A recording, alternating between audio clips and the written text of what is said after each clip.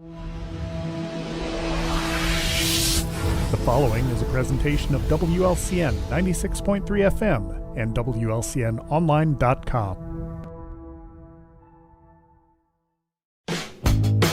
WLCN 96.3 FM and WLCNonline.com present Lincoln Community High School Rail Splitter Football.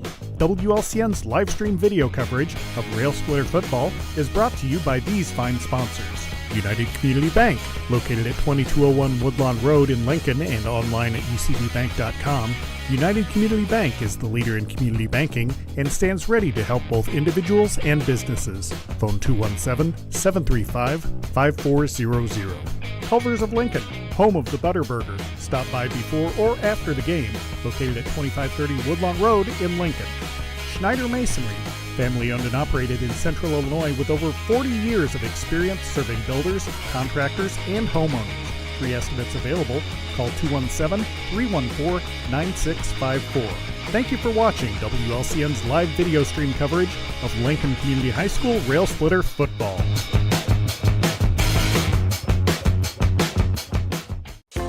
The Heart of Memory Care consists of providing person-directed care to know and to work with each resident as an individual and to provide them with care as unique as they are. At Copper Creek Cottages Memory Care in Lincoln, our caring, compassionate staff, enriching activities, and cottage front apartments all provide the secure, safe environment that your loved one requires. Hi, I'm Deb Mox, Administrator at Copper Creek Cottages. Let Copper Creek Cottages Memory Care be the light in your journey.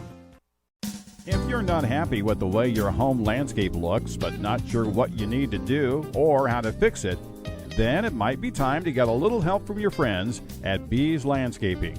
Their highly trained and courteous staff will do all the work that fits your style and budget, including retaining walls, patios, sidewalks, leveling and grading yards, seeding and fertilizing, or new sod installation.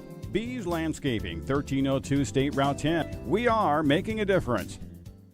Timber Creek Village Assisted Living understands the emotional journey of moving to a new home. That's why we work hard to make the transition as easy for you as possible.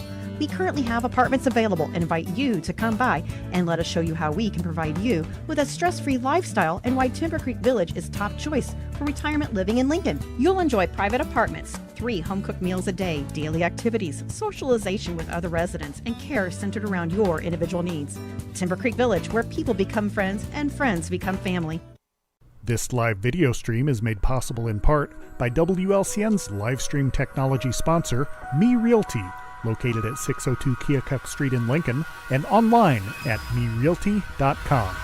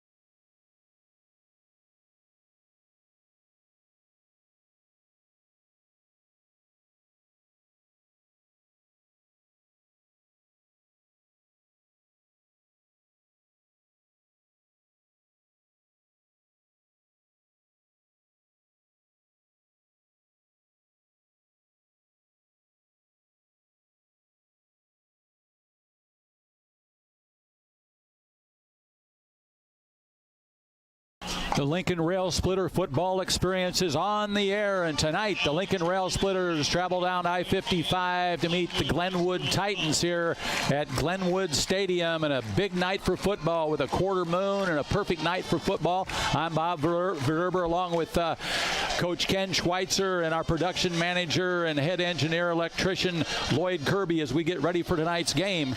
The Glenwood Titans come in with a splendid record, one of the top teams in the Central State 8, Coach. Yeah, well, actually, the Titans and the Railers are tied for 5th place, Bob. Both are 4-3 in the conference. Both have 5-3 overall records. So Glenwood, it's a big game for both teams. Glenwood would like to get that 6th win, and obviously the Railers would too. We did our first game here back in 2002, and the field has never changed. It's an excellent shape, a beautiful facility here, and a great press box. Yeah, this is nice, as good a facility as you see in the conference. I think there's other good ones too. But yeah, back in 2002, the Railers came down here and won a 14-10 contest, Bob. So we'd like to see some similar results here tonight.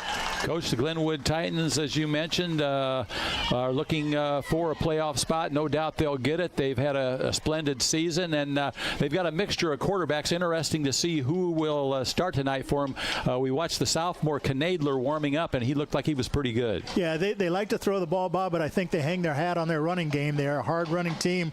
They can take you from sideline to sideline with a little speed, but they like to hit up the middle too, and so that will be a huge test for the Lincoln defense tonight to try to stop that run game. For the Lincoln Rail Splitter football team, it'll be the last regular season game for the seniors, and quite a cast for the Lincoln Rail Splitters. Only one change in the lineup, and that's Alec Claudio. He'll be playing at left tackle for the Rail Splitters. He'll be in there for Tate Johnston, but Tate Johnston will play. He's a little banged up, and as you mentioned, Coach, he's the leading tackler for the Rail Splitters, Tate Johnston. Yeah, he'll start his regular linebacking position, probably not play any offense at all, but yeah, he's the leading tackler. He's had 63 total tackles, and he has followed defensively with a couple of other teammates, Kobe Glenn and Peyton Bunner right behind him is tackling.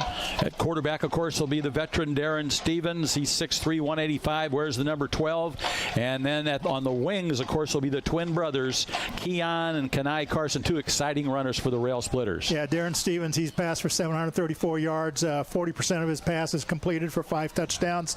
Rushing Keon Carson, he's rushed for 718 yards for 16 touchdowns. And his brother, Kenai, he's rushed for 196 yards. He's caught 9 passes for 196 yards and 2 touchdowns. And, of course, at fullback is Peyton Bunner. He's a junior, 6', 200-pounder, and he probably had his best rushing game of his career last week against U-High up at Hancock Stadium.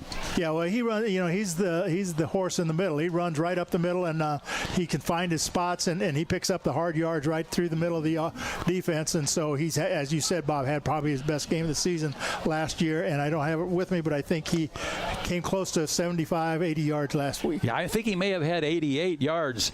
And Coach, now it's time to check tonight's list of the game, sponsored by Me Realty. List your home with Me Realty when it's time to sell. And if you're looking to buy, check the listings at merealty.com. And here's Coach Ken Schweitzer with the 3 lists of the game. Well, first thing for the Railer defense is to control the run game if they can. As we said, Glenwood has a great running attack, and if the Railers can control that a little bit, they will fulfill one of their defensive obligations. Number 2 is tackle well. That's another defensive highlight they've got to do. They've got to pursue the ball well. They've got to get more than one tackler to the ball carrier and have multiple people there to make tackles. Number 3 is offensively, we need to move the ball, get some first downs, ideally get some scores, but at least put 2 or 3 first downs together and keep the ball away from the Titan offense. Thank you, Coach Ken, and that's tonight's list of the game, brought to you by Me Realty. When you're ready to list your home, contact the professionals at Me Realty. And one of the big games tonight in the Central State 8, long-time rivalry between Rochester and Sacred Heart Griffin, and this will be the first time in years that the head coach, Coach Leonard, he's retired, and he won't be coaching in this game against his son. No, Rochester comes into that game undefeated. The game is at SHG, and of course, Lincoln native coaching there at SHG. He's got a 6-2 record going into that game. So it'll be interesting to see how that turns out. It is at SHG tonight, so it'll be an exciting game. That's Coach John Allison, and he's from the class of 1998 from Lincoln Community High School. We're going to take a timeout, and we'll be back with more of the pregame here from Glenwood Stadium as the Rail Splitters get ready to take on the Titans. We'll be back in a little bit. If you're not happy with the way your home landscape looks, but not sure what you need to do or how to fix it, then it might be time to get a little help from your friends at Bees Landscaping. Their highly trained and courteous staff will do all the work that fits your style and budget, including retaining walls, patios, sidewalks, leveling and grading yards, seeding and fertilizing, or new sod installation. Bees Landscaping, 1302 State Route 10. We are making a difference.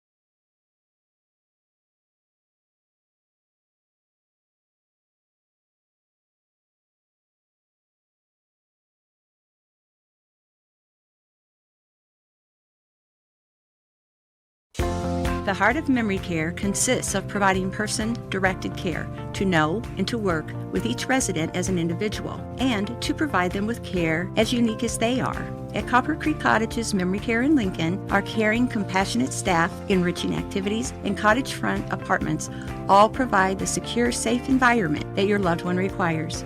Hi, I'm Deb Mox, Administrator at Copper Creek Cottages. Let Copper Creek Cottages Memory Care be the light in your journey.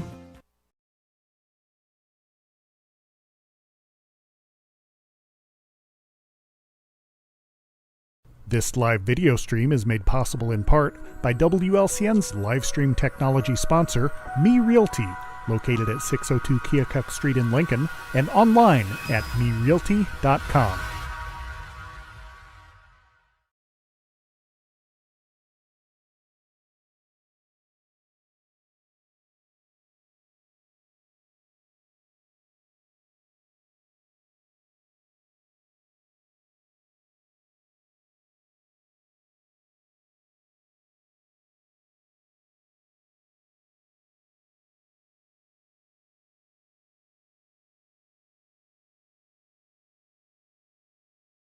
You're listening to Lincoln Rail Splitter Football on 96.3 FM, and Lloyd Kirby is bringing it to you on WLCNonline.com. You're the guys watching it on TV with the broadcast. As we told you, the Rail Splitters getting ready to play the Glenwood Titans tonight.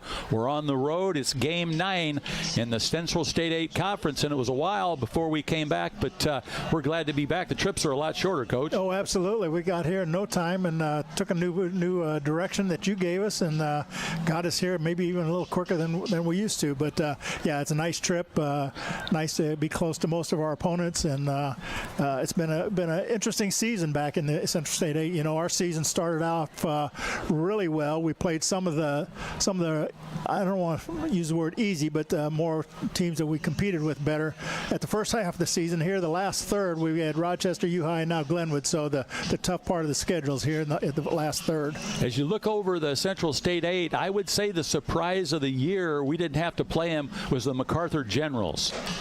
Well, MacArthur, you know, they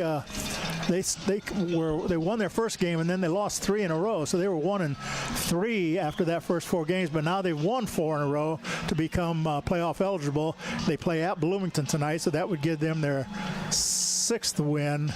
They're probably going to get in anyway, but that would give them 6 and assure of them of being in the playoffs. And they beat this Glenwood team, I believe, at home 14-12. Yeah, that was their first win after a 3-game losing streak, and their 3-game losing streak was a 1-pointer to Jacksonville in a high-scoring game.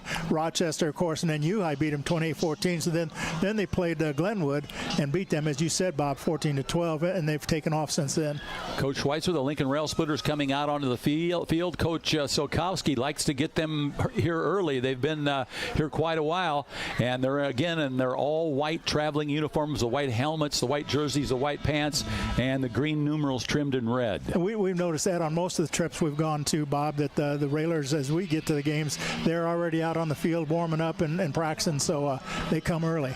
And the Glenwood Titans get ready to come down. There's kind of a mound here of dirt, and they come out of, I guess that's out of the south, and that's the way they enter the field, and the student body up there surrounding them as they come in by the goalposts on the north end of the field, on the south end of the field. Yeah, that's a hill up there that they come running down, and pity the first guy if he falls down and the rest are following him, but it's going to look impressive. We haven't seen it. They're getting ready to do it, though. That would be quite a debacle there if they tripped up the whole team coming in, especially if they tripped up the quarterback. Well, there's 12 minutes on the clock.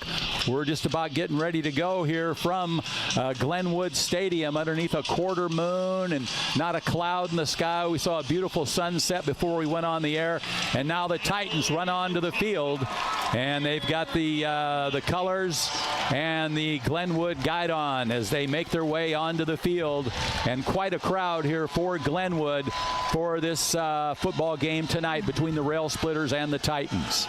Glenwood is coached by Coach David Hay. He's been here a few years, Bob, and they've had a lot of success. They make the playoffs quite often, and they have a state championship, and don't ask me the year, but they won a state championship quite a few years back. The Titans in their home uniforms, their red helmets with the red jerseys, the white numerals, and the white pants as we get ready to go here from Glenwood Stadium, and it's always exciting underneath the lights here at Glenwood. They put on quite a show.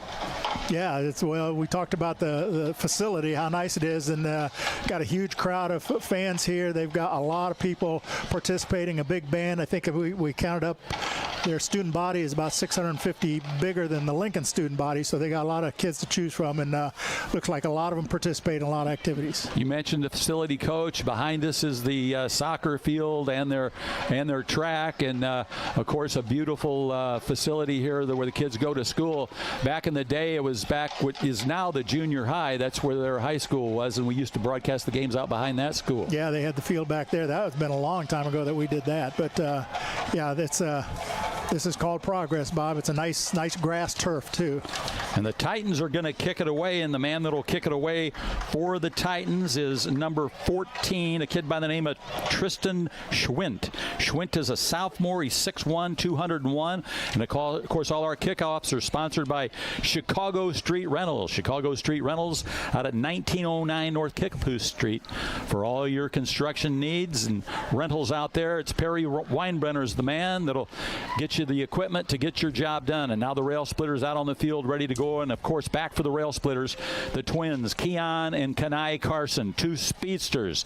If they get a couple of blocks, they can go all the way for the touchdown to start the game. It'll be always exciting when the Rail Splitters are ready for the kickoff. Out there, the guys up in front of them are Christian Brown and Angel Harrow. Harrow wears the number 4. Christian Brown wears the number 1 if it's a short kick. And we'll get to see what kind of leg this young man's got. Tristan Schwint, the sophomore, will kick it away. Here's the approach. Here's the boot. It's long, and it's going to come down to Kanai at the 5. Kanai up to the 10. Kanai Carson looks for running room on a straight arm to the 15, and he's taken down. And it's going to be 1st and 10. A Chris Coyne State Farm Insurance first down for the Rail Splitters, and that's the way we like it at the 15-yard line. Kanai Carson caught that ball, coach, at the 5, and he brought it out 10 yards. Yeah, the good coverage by the kicking team. They stayed in their lanes, and as he tried to get to the outside guy made the stop. The veteran Darren Stevens for the Rail Splitters talks to his team in the huddle as they get ready to go. His left tackle will be Frank Sanders. His left guard is Evan Wackendorf. Zach Poole is the center. Joe Dom is the right guard. And Alec Claudio is the right tackle. Here's the snap and the handoff. Up the middle, a big running room there and a nice block. And that is Peyton Bunner on his feet. It's tough to take Peyton Bunner down. He had his best game, as we remembered last week. And it's another Chris Coyne State Farm Insurance as Bunner all the way from the 15-yard line out to to the 33-yard line. Yeah, an 18-yard pickup right up the middle, Bob. He got a nice block in there, a nice hole to hit at the line of scrimmage. And then, as you said, hard running got him those extra yards, a 18-yard pickup. The big guys up there blocking for him, Poole, Walkendorf, and Dom. 1st and 10 for the Rail Splitters at the 33. Here's the snap to Stevens. He pitches it outside to Keon. Keon along the sideline, and he's finally ran out of bounds. And he got a nice pickup there as the ball is hiked on the near side hash mark, and it looks like they ran him out of bounds. They're going to say the 35-yard line, so it was a 2-yard pickup there for Keon. So it'll be, pardon me, they're going to say it's the 34-yard line. So it was a 1-yard pickup, so it's going to be 2nd and 9 for the Rail Splitters. Little difference on that last play. Steven just made a toss out there to him that time. We haven't seen him toss the ball that much this year. Here's the handoff to Kanai off the left side, and he's up across the 40-yard line. Good blocking there on the left side. That was Frank Sanders and Evan Walkendorf leading the blocking over there. And the ball spotted at the 40-yard line for the Rail Splitters. It'll be 3rd down. Big play here. Need a first down to keep the possession and keep the clock moving. And the Kanai that was Kanai that time. Found a little running room and it closed in a hurry, but he picked up 6 yards on the run. Gabe Smith out of the huddle, splits here to the near side. Railers on the far side hash mark. Here's the count and the man in motion. Low snap, handoff. That's Bunner, and he comes up short of the line of scrimmage. The Rail Splitter's going to have to punt it away. They ran the same play they did to start the game, but Glenwood stopped at that time. Yeah, they tried to get him loose up the middle like they did on that first time, but the Glenwood defense was there ready for it, and they shut it down for the 1-yard loss. That's up a 4th and about 3-4 for the Railers. They're not going to punt. Well, they are going to punt. They come up to the line of scrimmage. They're not going to punt. Glenn usually punts it away, but this time Stevens is going to roll out. He's going to throw it up ahead, and it's almost picked up, and it's caught. It was deflected by Glenwood, and then one of the Rail Splitters with the sure hands was able to haul it in. And that is Ryan Fruget, and that is a Chris Coyne State Farm Insurance. And, Coach, that's an early Christmas gift right there because it was right in the hands of one of the Glenwood players at around the Glenwood 47-yard line, and it popped into the hands of Ryan Fruget. It looked like a sure interception from up here, and as you said, Bob, it went right through the defender's hand, and Fruget was right there and concentrated on it, caught it, and went down for the first down. Rail Splitters out at wing formation. Bunner behind Stevens. Low snap. Handoff. Bunner off the left side, and he's back up to the line of scrimmage at the 45-yard line, so it'll be 2nd and 10 for the Rail Splitters. In Titan territory at the 45 on that deflected pass catch by Ryan Fruget. Fruget wears the number 7 for the Rail Splitters. He's a senior, 6'3", 185. Bunner on that last run's a junior for the Rail Splitters. Smith here to the near side. The wing formation with the Carson brothers, and this time Bunner comes up in the slot on the right side. Here's the snap to Stevens. Hand off. No, that Stevens keeps the ball, and he's down to the 41-yard line of the Titans. 3.5 yards. Yeah, good fake there to Carson on the sweep, and he hang on to the ball. Yeah, they only gave him 3 on it down to the 42 instead of the 41, but a good call. We didn't see Stevens carry the ball as much, I don't think, last week, Bob, but he's had a lot of success carrying the ball. Aiden Crane checks in for the Rail Splitters. Kanai Carson will be in the slot on the far side as Stevens on the long count to Pools. Got the snap. He's in the pocket. He's got time. Airs it out. Incomplete.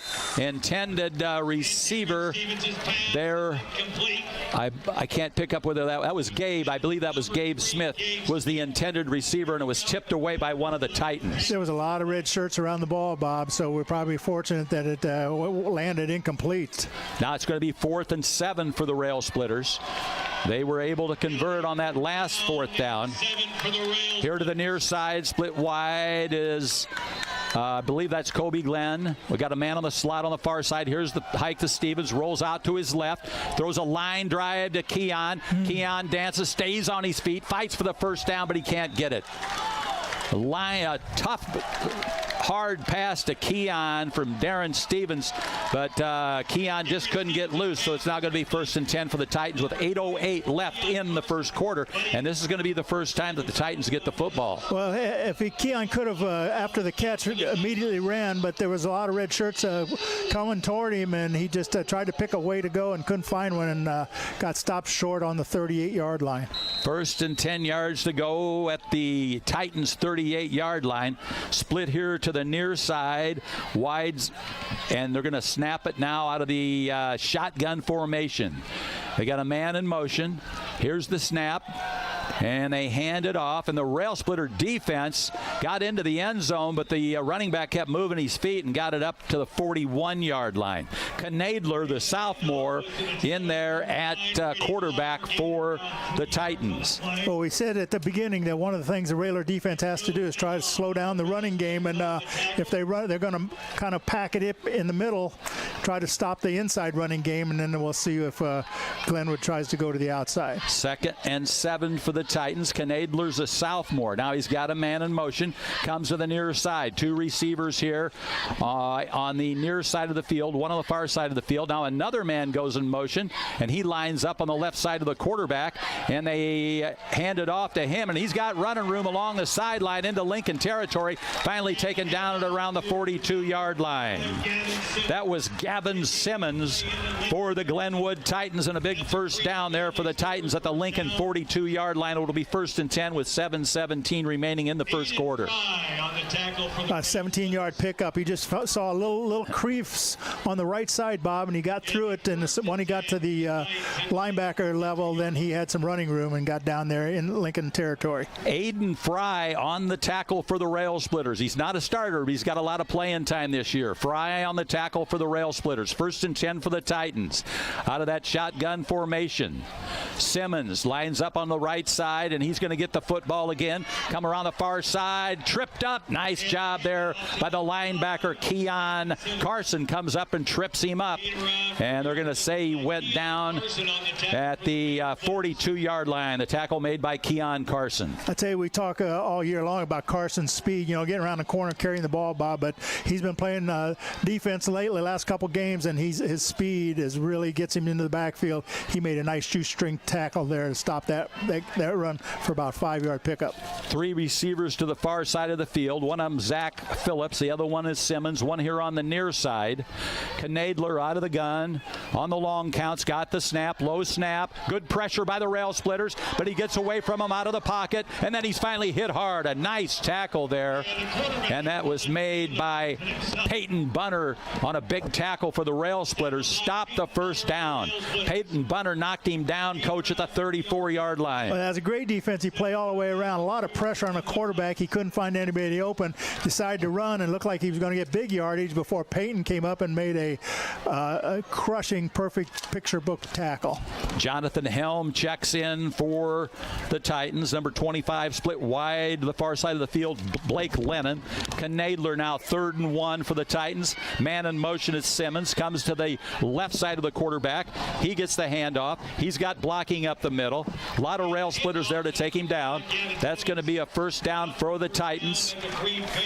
Tate Johnson was there. Off the bottom of the pile is Alex Claudio, number 58 for the Rail Splitters. That's going to be a 1st and 10 for the Titans. And again, that was Gavin Simmons. I don't think Glenwood is that big up front, Bob, but they're pretty aggressive, and they're pretty. They can get out of their stance and get into the defense in a hurry. 2 receivers here to the near side, coach. One on the far side of the field. One lone running back. Now Simmons goes in motion again. Lines up to the left of the quarterback, Knadler. Now coming across the field and into the tight end position, and now Knadler's going to keep it. And he throws it out on the screen to Simmons along the sidelines. Got a first down, and he's knocked out of bounds. Knadler's pass is complete. And number 5, Gavin Simmons. Big gain on the play. He came out of the backfield, Bob, and there was nobody there guarding him. And I think it was Kanai that finally got over there and stopped him, used his speed to catch up to him. But he had wide open territory there to be open for the pass. 1st and 10 for the Titans. And as Coach told you, it was Kanai Carson on the tackle that time for the Rail Splitters. 4:48 remains for the first quarter. Knadler out of the gun. 2 receivers on the far side of the field. Long counts. Got the snap. Hands off to his running back. And the Rail Splitters take him down. Number 9, Blady Blyer on the run. And that's we talked before the game, Bob, that what they need to do is get a lot of shirts around the ball. And that time there was several helmets there making the tackle for a short 2-yard gain. Joe Dom and Peyton Bunner on the tackle for the Rail Splitters after a 3-yard gain. Make that a 2-yard gain. It'll be 2nd and 8 for the Titans. Clock is moving. 4:16 remaining in the first quarter. 2nd and 8. Knadler with 3 receivers here to the near side, 1 to the far side of the field. Long counts, got the snap. And he throws. He's got his man. Touchdown, Titans. That is Knadler to Blake Lennon, L-E-H-N-E-N. Blake Lennon, a sophomore, 5'9", 155. So it was a sophomore to a sophomore for the first 6 points for the Titans. And they score that touchdown, Coach, with 4 minutes and 1 second left in the first quarter. Yeah, they had trips to the left side, Bob. He was the inside receiver, and he just did a cross there to the goal line, across the formation, and the ball was delivered, and he had the touchdown. Here's Mia Gerger on the kick. And it is through the uprights, and the kick is good. 7-0, and I believe that's another lady kicker in the Central State 8, Mia Gerger. She's a junior, 5'1", 105, and she kicks the extra point. That'll make the score Titans 7, Rail Splitters 0. We'll be back in 30 seconds.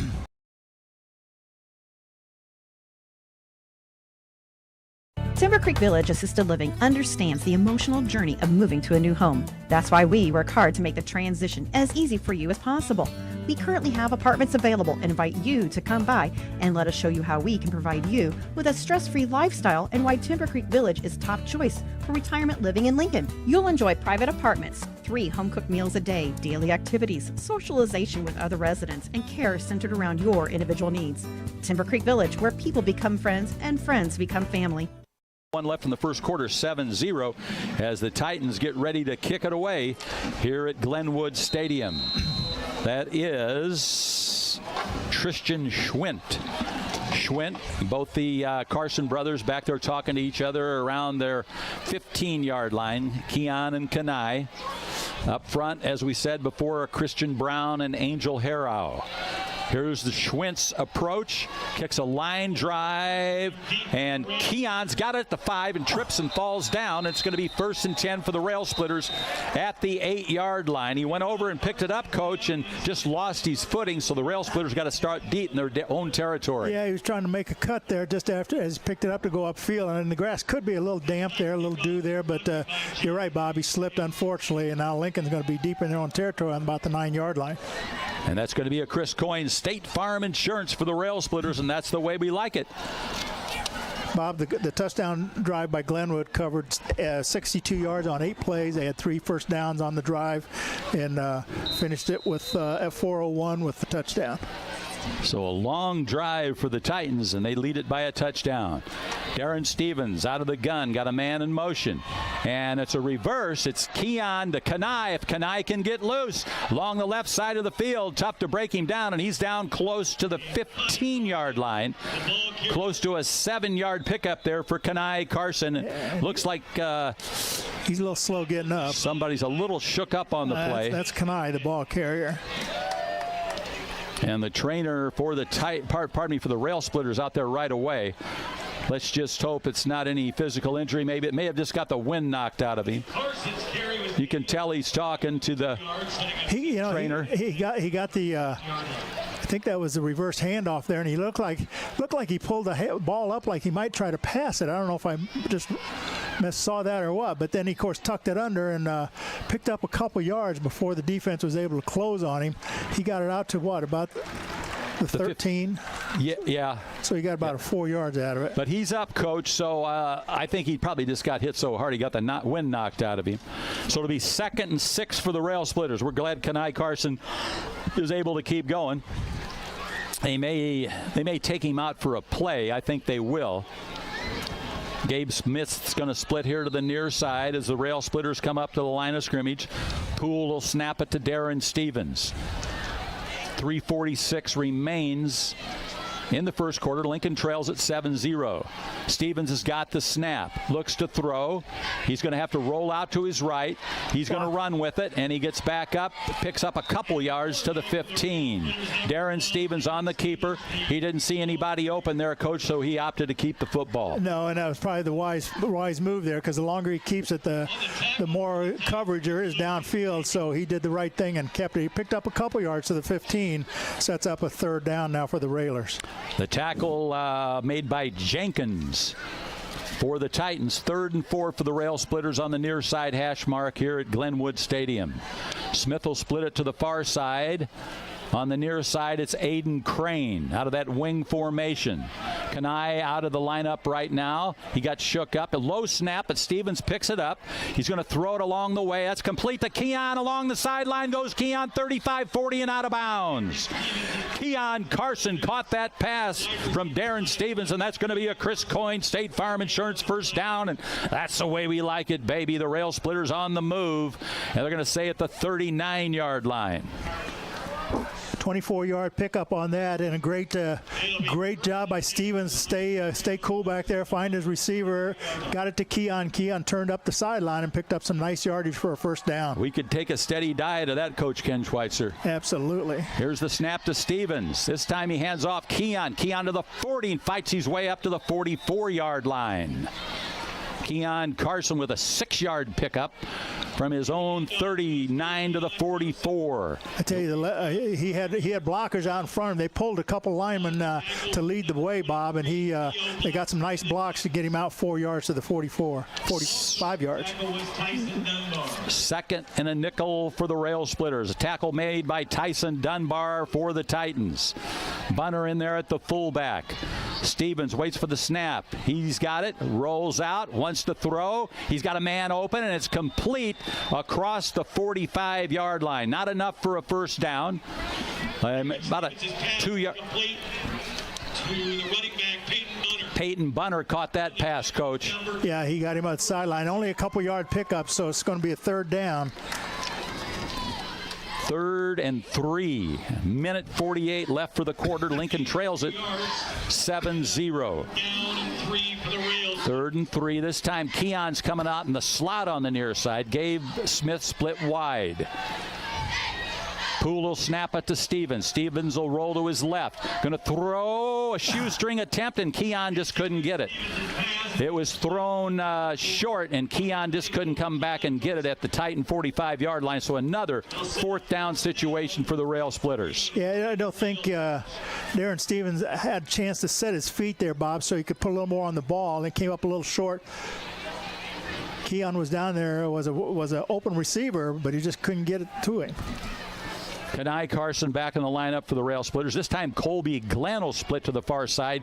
Gabe Smith here on the near side. Gabe had a couple of catches in that last game. Stevens has got the snap. Looking across the side. Oh, man. Right at the first down marker into Keon Carson's hand, and he just couldn't hang on to it. So it's going to be 1st and 10 for the Titans. Turnover on downs. Yeah, that was unfortunate, Bob, because he was open. It wasn't a great pass, a tough one to catch. He probably catches a lot of those, but he wasn't able to hang on to that one. And that would have been, he was right at the sticks for the first down, so I think we would have had first down and saved the possession. But unfortunately, the Titans are going to take over in Lincoln territory on the 46. On the far side hash mark, the sophomore Knadler. He's got 2 receivers on the far side of the field. Waits for the snap. He's got it. Hands off to his running back off the left side, and he's finally wrestled down, and there's a flag on the play. Maybe a penalty against the Rail Splitters. That was Micah Grossenmeyer. Micah Grossenmeyer. Number 27, a senior.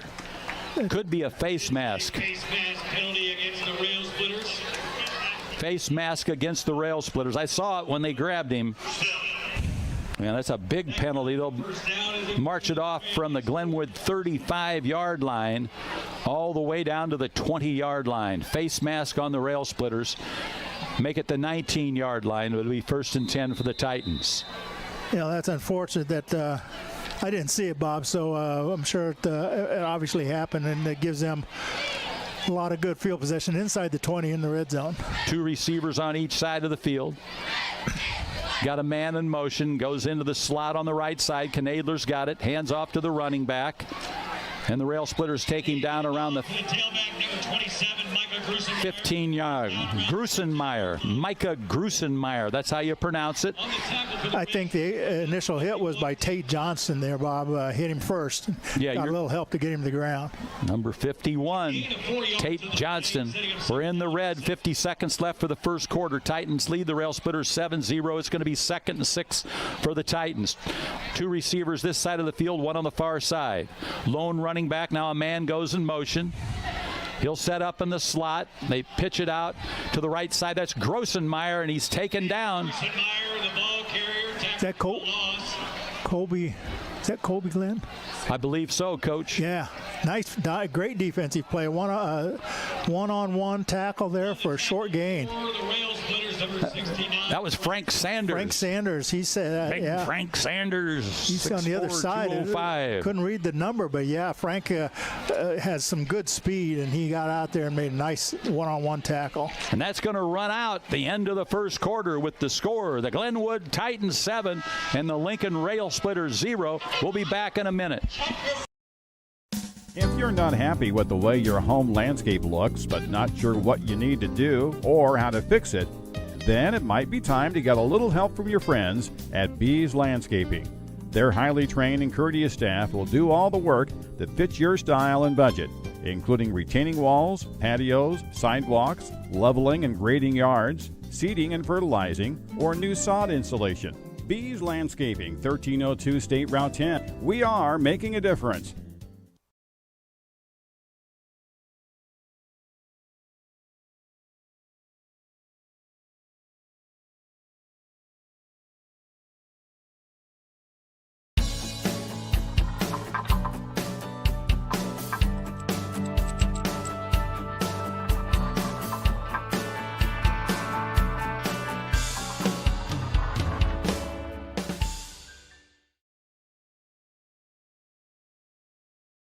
Lincoln Rail Splitters back on the air here from Glenwood Stadium, and the Rail Splitters trying to stop the Titans. The Titans running as you're on your radio dial from left to right, from south to north. It's going to be 3rd and 7 for the Titans here as we start this second quarter. The Rail Splitters in those all-white uniforms with the green numerals getting ready to line up defensively. I think the Railers, if they could stop them for a short gain, may force them into trying a field goal from that distance, Bob, and that would be good for the defense. The sophomore, Knadler, pointing along the line of scrimmage. Now he looks to his right. Now he's ready to go. Waits for the snap. He's got it. Hands off to his running back, and the Rail Splitters are there, and they push him back. See where they mark the football. Colby Glenn off the bottom of the pile there. Frank Sanders was also there for the Rail Splitters. And a good, just a one-yard pickup, Bob, and again a good gang tackling. A lot of Railers in on the tackle. Frank Sanders, number 69, and Colby Glenn, number 18. Ball at the 15-yard line. It's now going to be 4th and 6 for the Titans. So I think they're going to take a timeout here and. Timeout Titans with 11 minutes, 21 seconds left here in the second quarter, and the Titans lead the Rail Splitters 7-0, and we'll be back. Timber Creek Village Assisted Living understands the emotional journey of moving to a new home. That's why we work hard to make the transition as easy for you as possible. We currently have apartments available and invite you to come by and let us show you how we can provide you with a stress-free lifestyle and why Timber Creek Village is top choice for retirement living in Lincoln. You'll enjoy private apartments, 3 home-cooked meals a day, daily activities, socialization with other residents, and care centered around your individual needs. Timber Creek Village, where people become friends and friends become family. Rail Splitter football under the lights here in Glenwood, and a quarter moon's out, and the Rail Splitters trying to hold the Titans here. A big play defensively for the Rail Splitters here.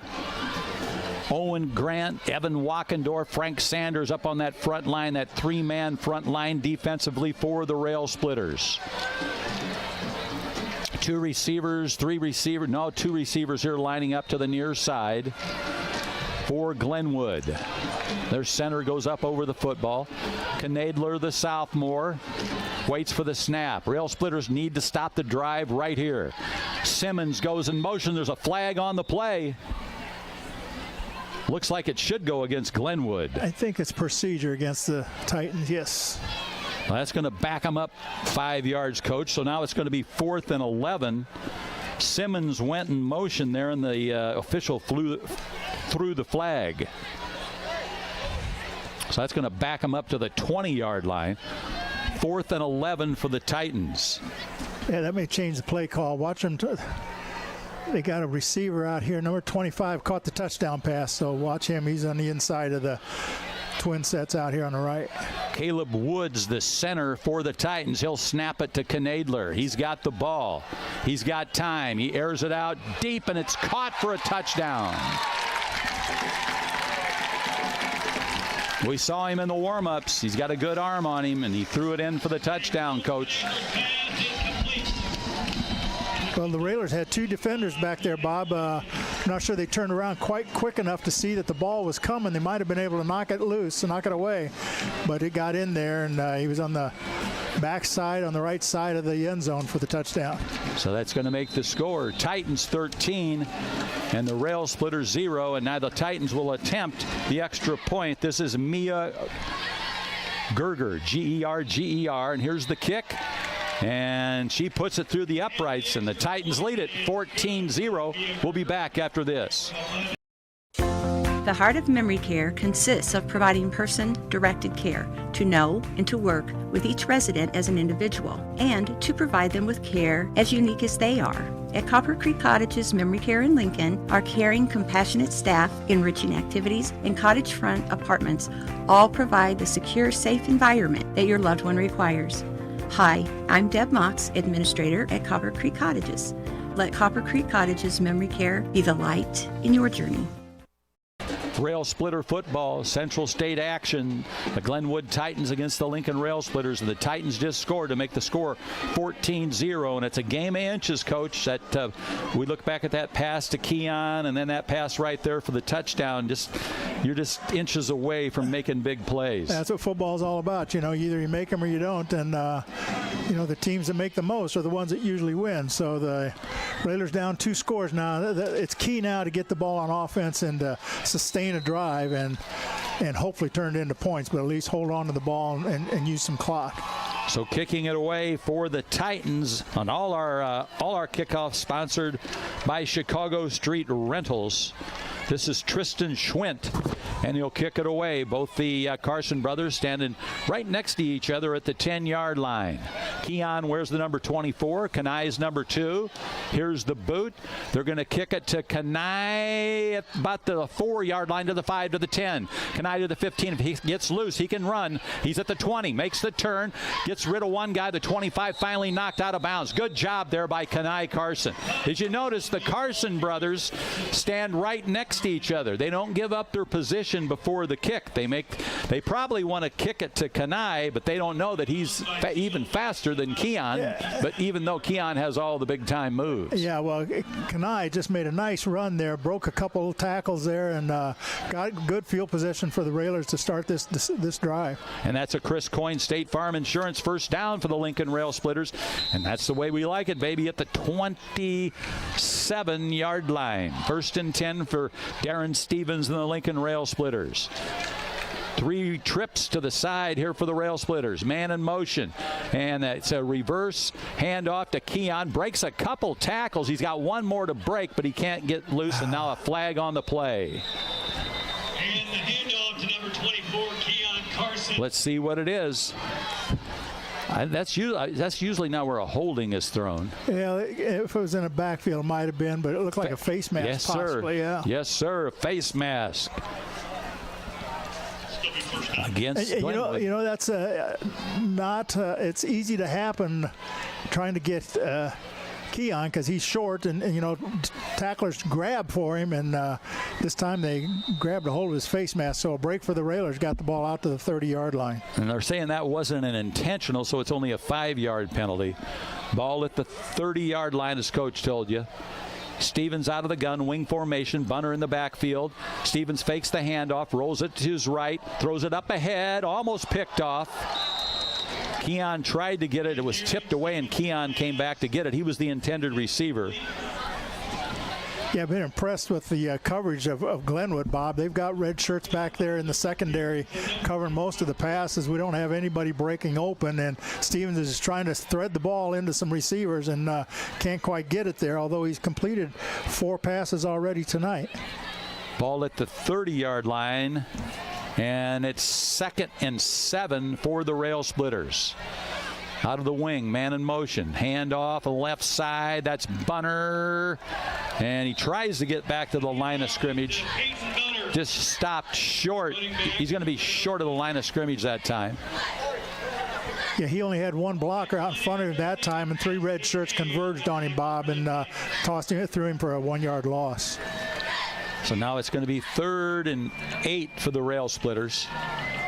Early in the second quarter, 10 minutes, 28 seconds remaining in the third. Lincoln trails it 14-0. Lincoln needs a long drive here or to bust a big play. Split wide to the right is going to be Kenai Carson. Here to the near side, it's Gabe Smith. Pool up over the football. Out of the shotgun. Stevens has got the low snap. He doesn't have much time, and he's going to run with it. Stevens, and he's knocked down. It's going to be close to a first down. He gets up across the 35-yard line. Depends on where they spot it. Looks like they're going to spot it at the 36-yard line, so it's going to be short of a first down. About a 7-yard pickup on the run. He couldn't find an open receiver, Bob, and he had some running room. He took off, and it closed in a hurry on him, just short of the first down. So we'll see what Lincoln does here on 4th and 1. Frugier in there for the Rail Splitters at tight end. Gabe Smith, the wide receiver, here to the near side. Rail Splitters going to go for it, 4th and 1. Stevens out of the gun. Apparently he's going to throw or just try and pull him off sides. He doesn't have Bunner back there with him. And now the Rail Splitters want a timeout with 9:21 remaining in the first half. They trail it 14-0.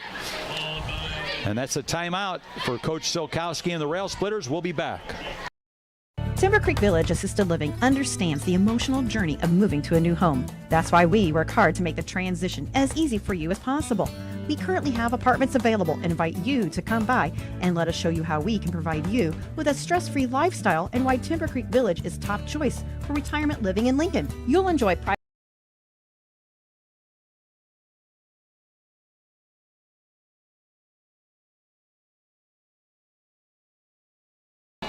Rail Splitters and the Titans tonight, and the Titans lead us 14-0, Coach, and Lincoln called a timeout.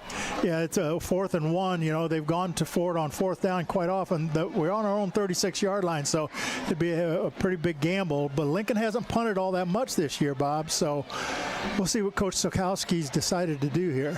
They come out of that timeout. They're going to go with it out of that wing formation. This time they got Bunner lined up behind Stevens. Man in motion's Keon, handoff. Bunner right up the middle, still on his feet into Titan territory. He's still on the run down to the 35, across the 35-yard line. Goes Peyton Bunner. Man, he is money in the bank. You give that ball to Peyton Bunner, and he gets those blocks off that right side from Joe Dom and Alec Claudio, and he was running all day for a Chris Coyne State Farm Insurance first down deep into Titan territory at the 34-yard line. Yeah, I think we got that. That's a 30-yard pickup, Bob, and he hit the line of scrimmage hard, and then he broke loose, and he just runs hard. Stevens, and this is the reverse. Keon trying to go, gets back to the line of scrimmage. The handoff Kenai, and then Kenai back to Keon. He was able to get back to the line of scrimmage, but that was it. They're going to say he lost a yard, so it'll be 2nd and 11 for the Rail Splitters. Frugier checks out of the lineup. Another young Rail Splitter checks back in. This is Colby Glenn now split here to the near side. Far side's Gabe Smith. Bunner, the fullback for the Rail Splitter. The Carson brothers are the wings, and here's the snap to Stevens. Stevens wants to throw. He's got some time, and covered there. The intended receiver was, I believe, Colby Glenn. It was, but he was well covered. Yeah. That's a hard throw to thread it in between to your receiver between some defenders, and just hard to do, and he wasn't able to get it in there. Now it's going to be 3rd and 12 for the Rail Splitters. Clock stops on the incompletion. 8:26 left in the second quarter. Titans lead the Rail Splitters 14-0. Stevens waits for the snap. He's got it. Steps up in the pocket, throws it up, and incomplete. Intended receiver was Colby Glenn, a little bit high, but he still got his hands on it, but he still couldn't hang on to it. Yeah, hard to bring it down. As you said, he was able to get his hands on it, so you hope they can catch it when that happens, but just couldn't quite catch it. And then as it was heading to the ground, there was a red defender there, just about grabbed it. Rail Splitters with another big 4th down play here. They can convert it. 4th and 12. Don't count them out. Colby Glenn going to split out here to the near side with Kenai Carson in the slot. Gabe Smith on the far side of the field. Keon's the wing. Bunner's the fullback. He's going to block. Thrown up ahead. Colby Glenn, he couldn't hang on to it. Right into his hands, and he couldn't hang on to it. So it's going to be Titans taking it over on downs. And he was right at the first down marker, Bob. He was right there where we'd have had a first down if he'd hung on to it. Unfortunately, he couldn't hang on. It was a good throw by Darren Stevens, but unfortunately, the ball's over on downs to the Titans. Defense has got to go back to work again for the Rail Splitters. Up on that front line, as we told you, Frank Sanders, Evan Walkendorf, and Owen Grant. The linebackers are Peyton Bunner, Jaden Gully, Tate Johnston, Colby Glenn, and Angel Harrow. And the corners are Gabe Smith and Kenai Carson. Christian Brown's the safety. Knadler's got the snap. Hands it off. The Rail Splitters tackle. Gavin Simmons, number 5. 2-yard pickup for the Titans. The defense did a good job there. They turned him to the outside, and who made that tackle? He came up. Colby Glenn came up and made a nice tackle on the outside as the runner tried to get out there, but he was met by Colby Glenn. I like this PA guy. He calls them the Rail Splitters. That's one of my pet peeves. They are Rail Splitters. They're not railers. They're Rail Splitters. Here's the snap. Knadler pass up the middle, complete, and he's going to go. One man to catch him, and he does. Whoa, don't try to get away from... Is that Kenai? Yes. Kenai Carson ran him down. Most guys would have got away, but you're not going to get away from Kenai Carson. No, but it was he was open down the middle and did a nice. It was a nice pass from his quarterback. Get it all the way down to about the 7 or 8 yard line. 1st and goal. About a 54-yard pickup. Knadler out of the gun. 1st and goal. Here's the snap and hand it off, and the Rail Splitters stop him. That's number 0. Dwyer, Brady Dwyer.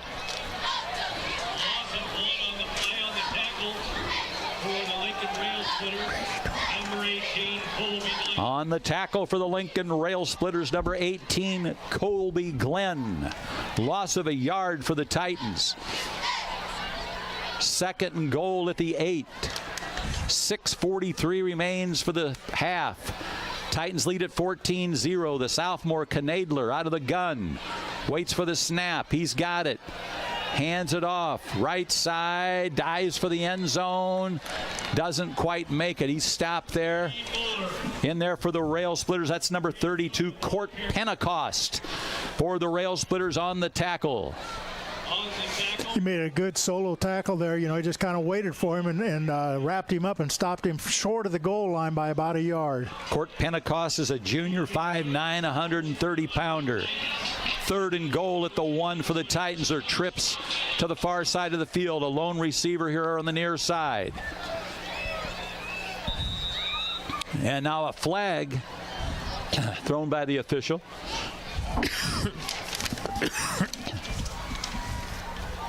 Going to be offsides on the defense on the Railers, so it'll cost them a 1.5 foot. Go from the 1 yard line to the 1.5 foot. So and they begin to run the clock again. Didn't cost much. Knadler, 3rd and goal at the half-yard line. He's going to keep it himself. and he bucks his way. They haven't given the signal yet. I'm not sure he's in or not. I thought he was in, but they say no. Rail splitters held. Yeah, it was just a big mass of people there, and I don't think he had any place to run. It's stopped short of the goal line, and it'll be fourth down and goal.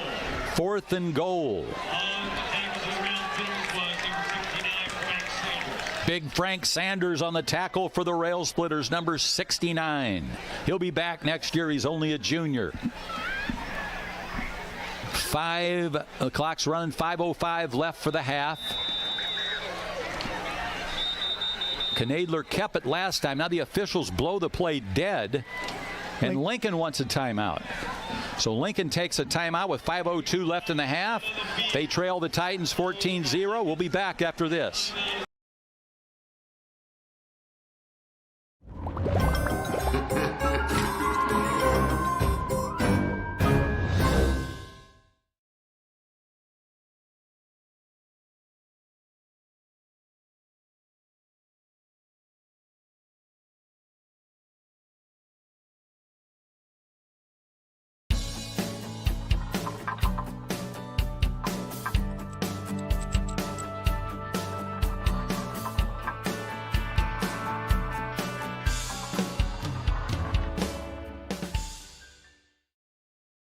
The television, that's on WLCNonline.com. I know a lot of you out there enjoy that way of watching the football game, and I hope I'm calling it correctly because you can pick out all my mistakes.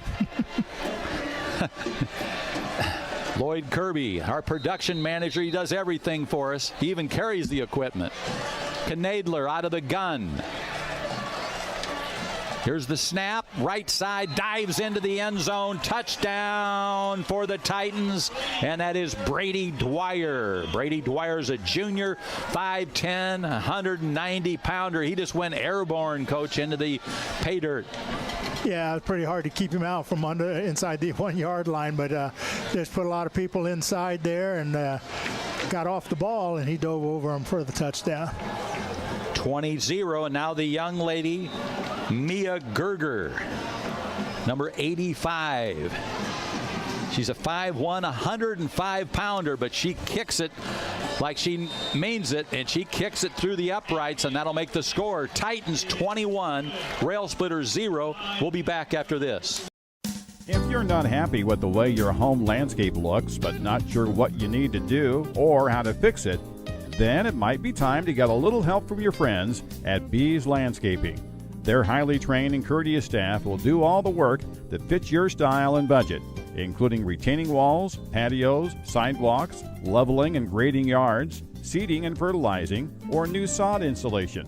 Bees Landscaping, 1302 State Route 10. We are making a difference.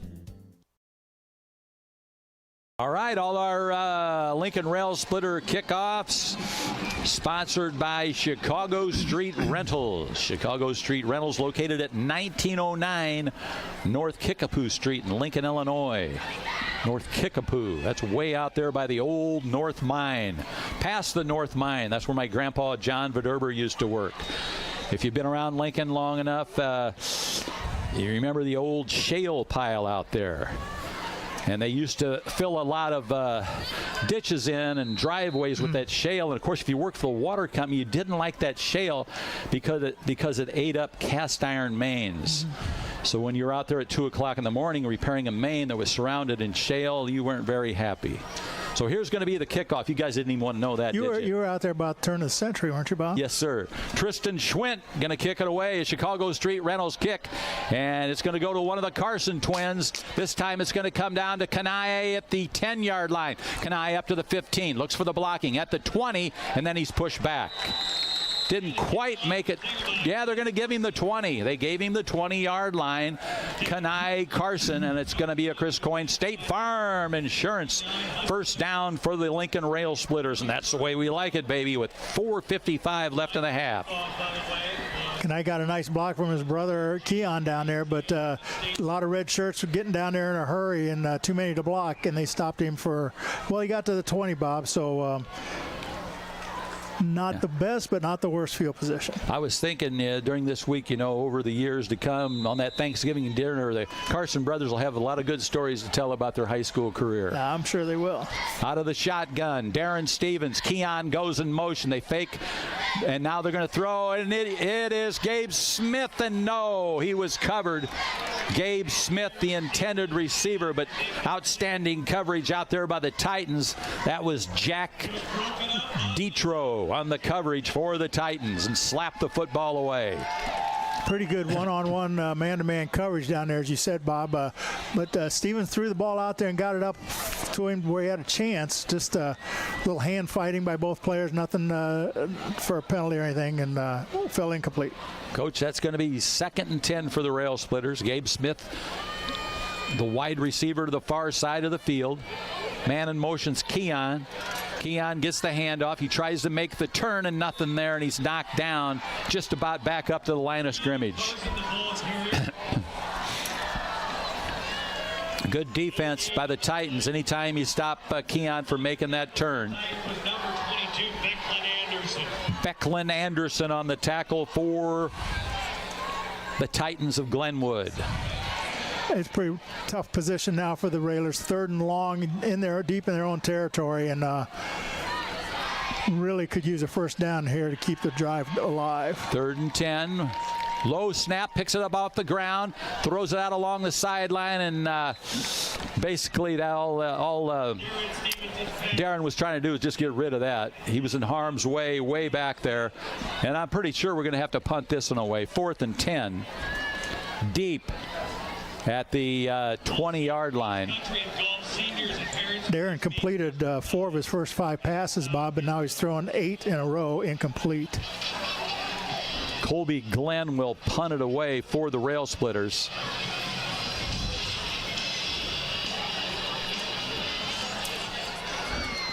And he waits for the snap.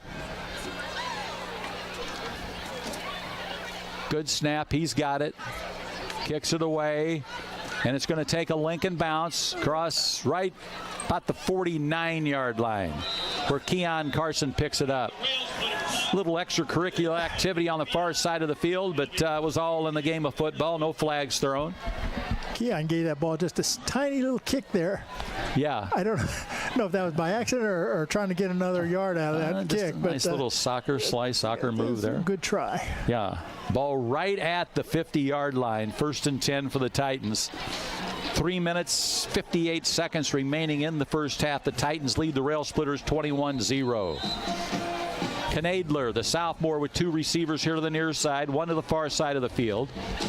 He's got the snap, hands off to his running back, around the right side, looks for running down. He's taken down from behind. The tackle made by our leading tackler, Tate Johnston, and now a flag along the sideline here, a little extracurricular activity. I'm afraid that's going to go against the Rail Splitters. Going to call it against Kanai. I don't know why. I don't know if he said something or there was a Glenwood player there, so I don't know what. Yeah, we don't know. Yeah. But the way the officials are looking at him and Brother Keon come over to talk to him.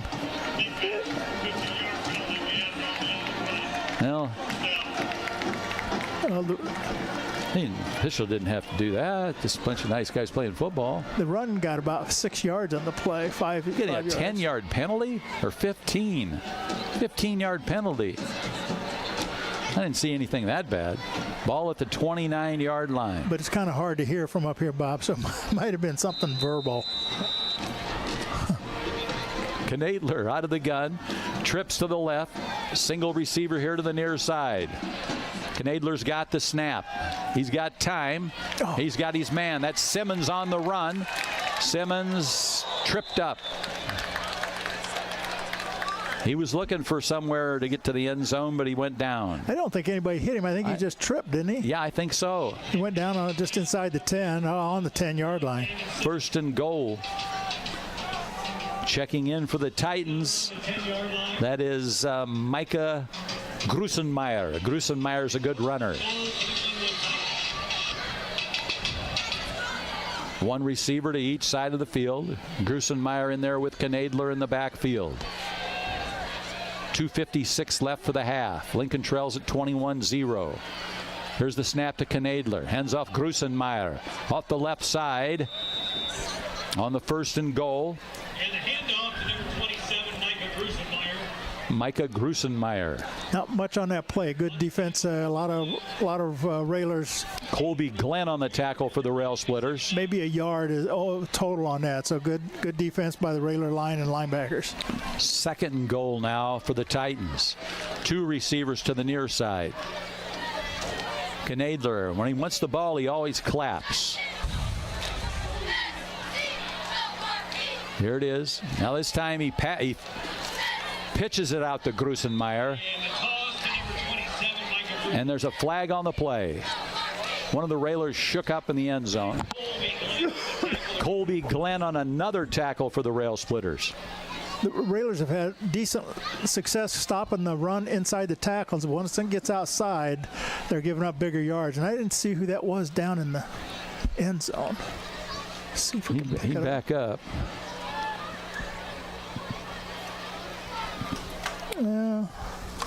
He's Checking still in. down there. Oh, is he? Yeah. See what the penalty was. It's going to be against Glenwood. Checking in one of the wide receivers, Mason Newman for the Titans. That's a penalty against Glenwood. Yeah, it's a personal foul. I'm not sure what for. We got that 15 yards back, but unfortunately I don't know if that's Kanai down there. I'm not going to speculate. One of the coaches kind of has him blocked from our view, so I can't tell what his number is. And that's probably where the personal foul came from. Cheap shot back down there in the end zone. Oh, that's Brown. That's Christian Brown, safety. Brown. Got a little hitch and he's giddy up walking off, but I think he's going to be all right. Glenwood leads at 21-0, 2:05 remaining in the first half. After that penalty, it's going to be a 3rd and 17 for Glenwood with 2 receivers here to the near side, 2 of them on the far side of the field. Knadler, the lone man in the backfield. Now he's got Simmons in motion. Simmons comes over and stops just to the right of the quarterback, Knadler. Now another man goes in motion, and here they go. And they're going to throw it. It's complete. And nice tackle there by Keon Carson, and then he helps the guy up that he tackled.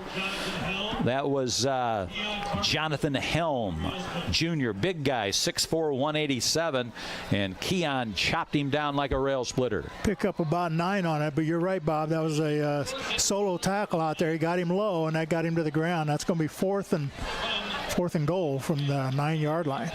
Minute 34 for the half. You're right, Coach. 9-yard line, 2 receivers. Here comes the pressure. Jump ball in the end zone, incomplete. So the Rail Splitters will take over on downs. They stopped in that time. It'll be a Chris Coyne State Farm Insurance first down, and that's the way we like it, baby. 1st and 10 for the Rail Splitters at the Glenwood 9-yard line. That was Gabe Smith out there on the coverage, Bob, and he kind of lost his footing a little bit, but the pass was a little too high and went incomplete. So the Railers are going to take over with 1:23 left here in the half, deep in their own territory on the 9-yard line, and with 1:23, there's not a whole lot you can get done, I don't think, unless you just broke a long one, but the defense of Glenwood looks like it's going to prevent that. Up on that front line offensively for the Rail Splitters, the center is Zach Poole. The guards are Evan Walkendorf and Joe Dom. And the tackles are Alec Claudio and Frank Sanders. Here's the snap. Here's the pass. And is that complete? I think to Keon? So. Yeah. Keon's talking to the official, and they're calling complete. The clock's still running. He got about 2 yards out of it, maybe 3. No huddle for the Rail Splitters. Keon lines up here to the near side as a wide receiver. Darren up the middle, nothing there. Good coverage. Intended receiver was Ryan Frugier, but he had 3 guys on him.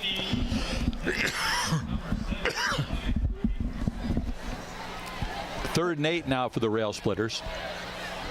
They stopped the clock on the incompletion with 54.9 seconds. I thought he was going to throw to Keon out there in the flat again like the last play, but he looked that way. Then he looked downfield to his receiver. He wasn't really open. He tried to get it in there, but as you said, Bob, there's good defenders around him. Rail Splitters still in the huddle, and now Gabe Smith will break out here to the near side.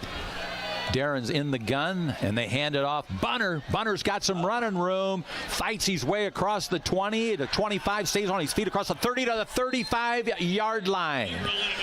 Peyton Bunner, that kid is unbelievable. He plays with the joy of a fourth grader. Well, he runs so hard, Bob, and he just won't go down. It takes multiple defenders to get him to the ground. He got out to the 35-yard line. 23-yard pickup. When you need a guy in the pinch or the crunch, it's Peyton Bunner. Now I think the Railers are taking a timeout. And with that timeout, it's a Chris Coyne State Farm Insurance first down, and that's the way we like it, baby. We'll be back after this.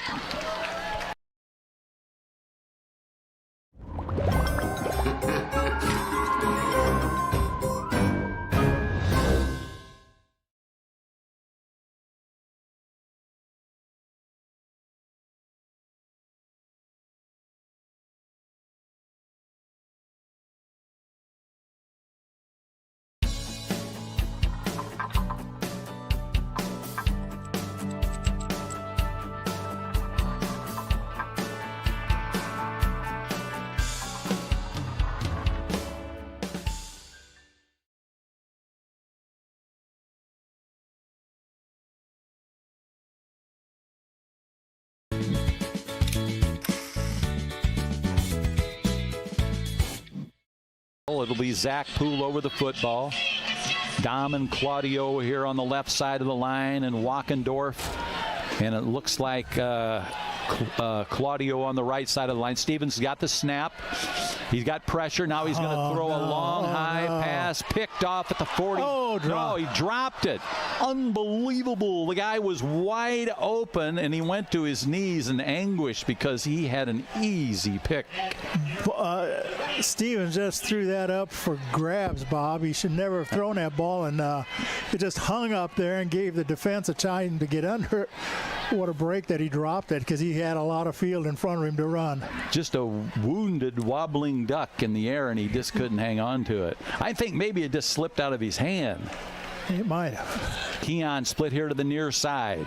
Gabe on the far side of the field. Darren looking, bullet pass to Keon, and it's tipped away. Nice defensive play there by number 2, and that is Brock Pruitt. Pruitt made a nice diving play there to knock the pass down. Ball still remains at the 35-yard line. 3rd and 10 for the Rail Splitters. Rail Splitters in those all-white uniforms, the white helmets, the green numerals trimmed in red. Ryan Frugier in there at tight end. Gabe Smith here to the near side. And in motion goes Keon. Hand it off. There's Bunner again. Stays on his feet. And he picks up about 3 yards to the 38-yard line from the 35. Somebody got him down low, Bob. He was running hard, but somebody got him around the ankles and slowed him down for a short gain. Glenwood now takes a timeout. Timeout, Glenwood. 27 seconds left for the half. The Titans lead the Rail Splitters 21-0. We'll be back after this. If you're not happy with the way your home landscape looks, but not sure what you need to do or how to fix it, then it might be time to get a little help from your friends at Bees Landscaping.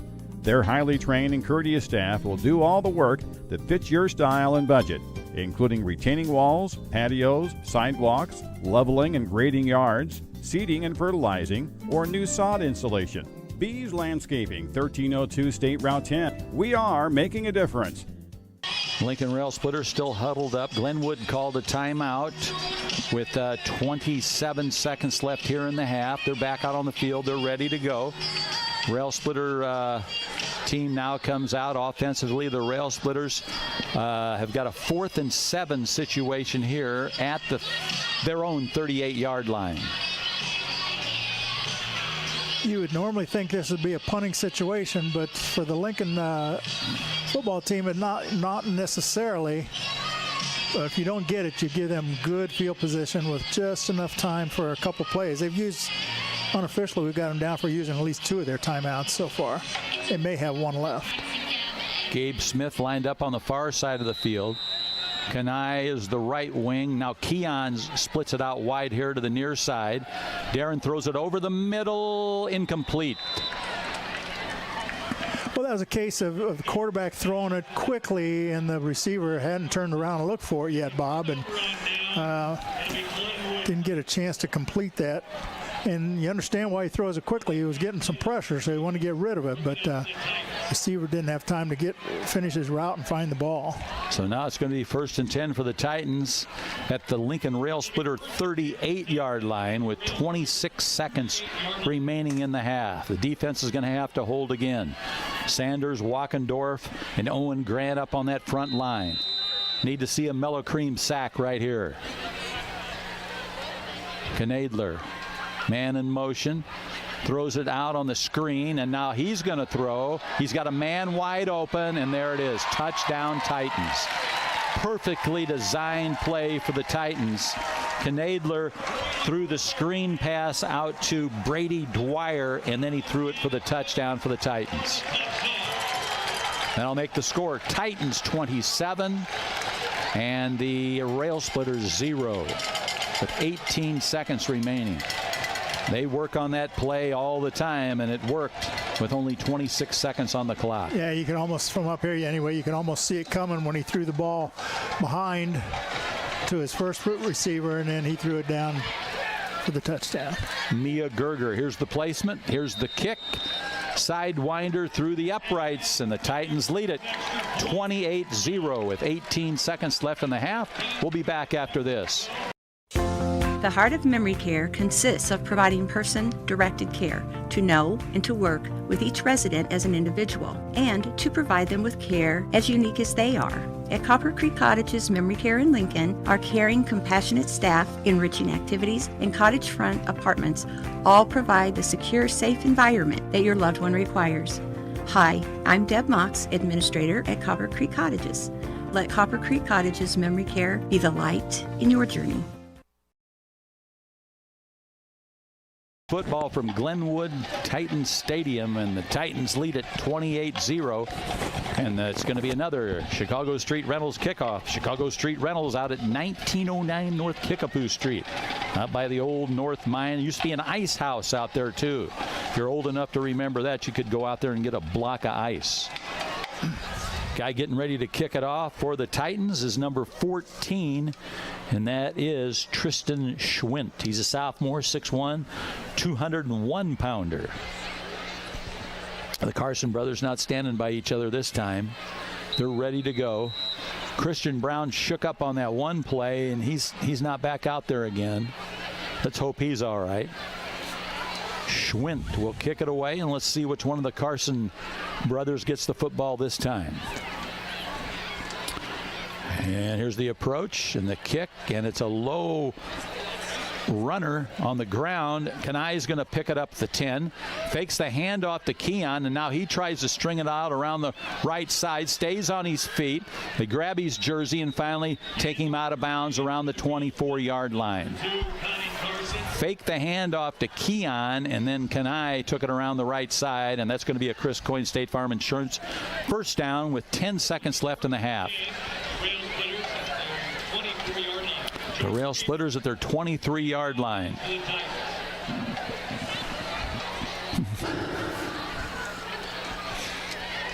And they should just run the clock out here, I would think, Coach. You would think, maybe, yeah. Gabe Smith split here to the near side. Zach Poole up over the football. Stevens waits for the snap. He's got it. Hands off, and that is Kanai, and he's tackled. And that's going to run out the clock for the first half. And the score here at Glenwood Titan Stadium, the Titans 28, the Rail Splitters 0. We'll be back with the Grau Chevrolet Buick halftime show after these messages from our sponsors.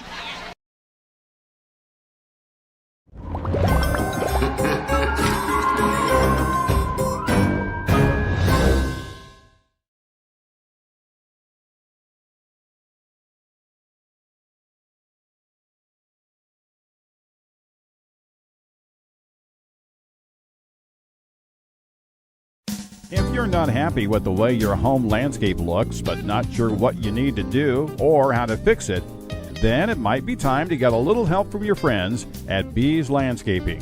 Their highly trained and courteous staff will do all the work that fits your style and budget, including retaining walls, patios, sidewalks, leveling and grading yards, seeding and fertilizing, or new sod installation. Bees Landscaping, 1302 State Route 10.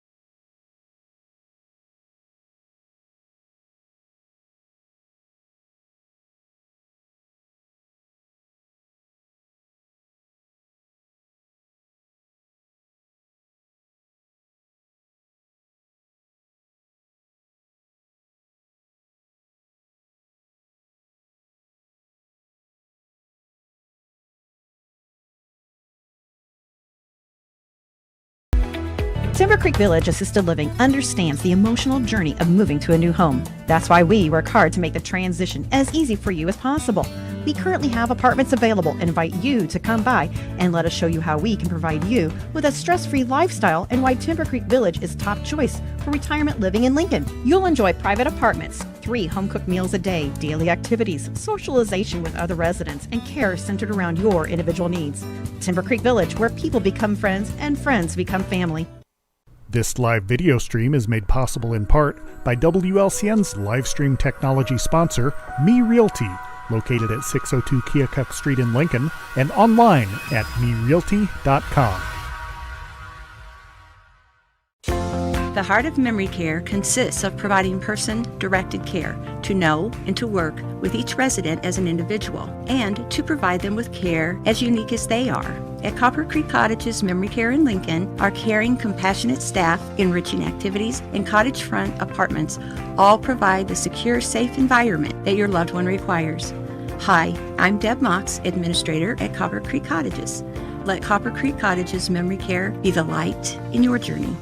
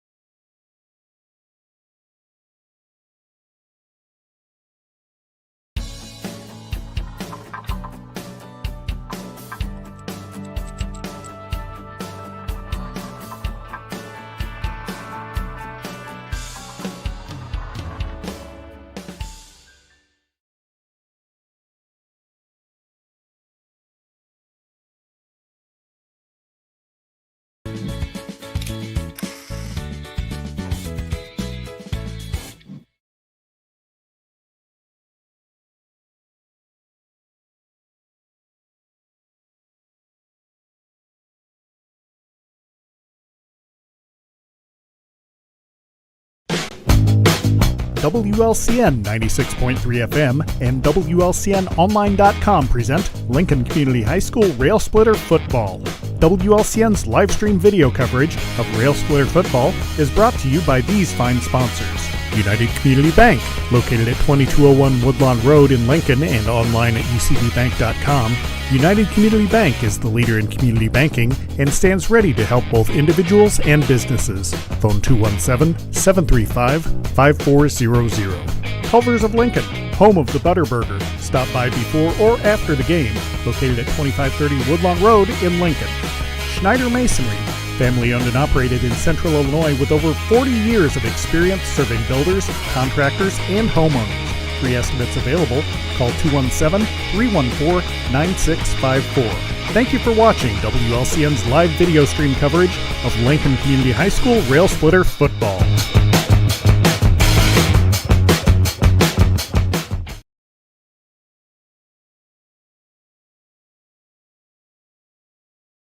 If you're not happy with the way your home landscape looks, but not sure what you need to do or how to fix it, then it might be time to get a little help from your friends at Bees Landscaping. Their highly trained and courteous staff will do all the work that fits your style and budget, including retaining walls, patios, sidewalks, leveling and grading yards, seeding and fertilizing, or new sod installation. Bees Landscaping, 1302 State Route 10. We are making a difference.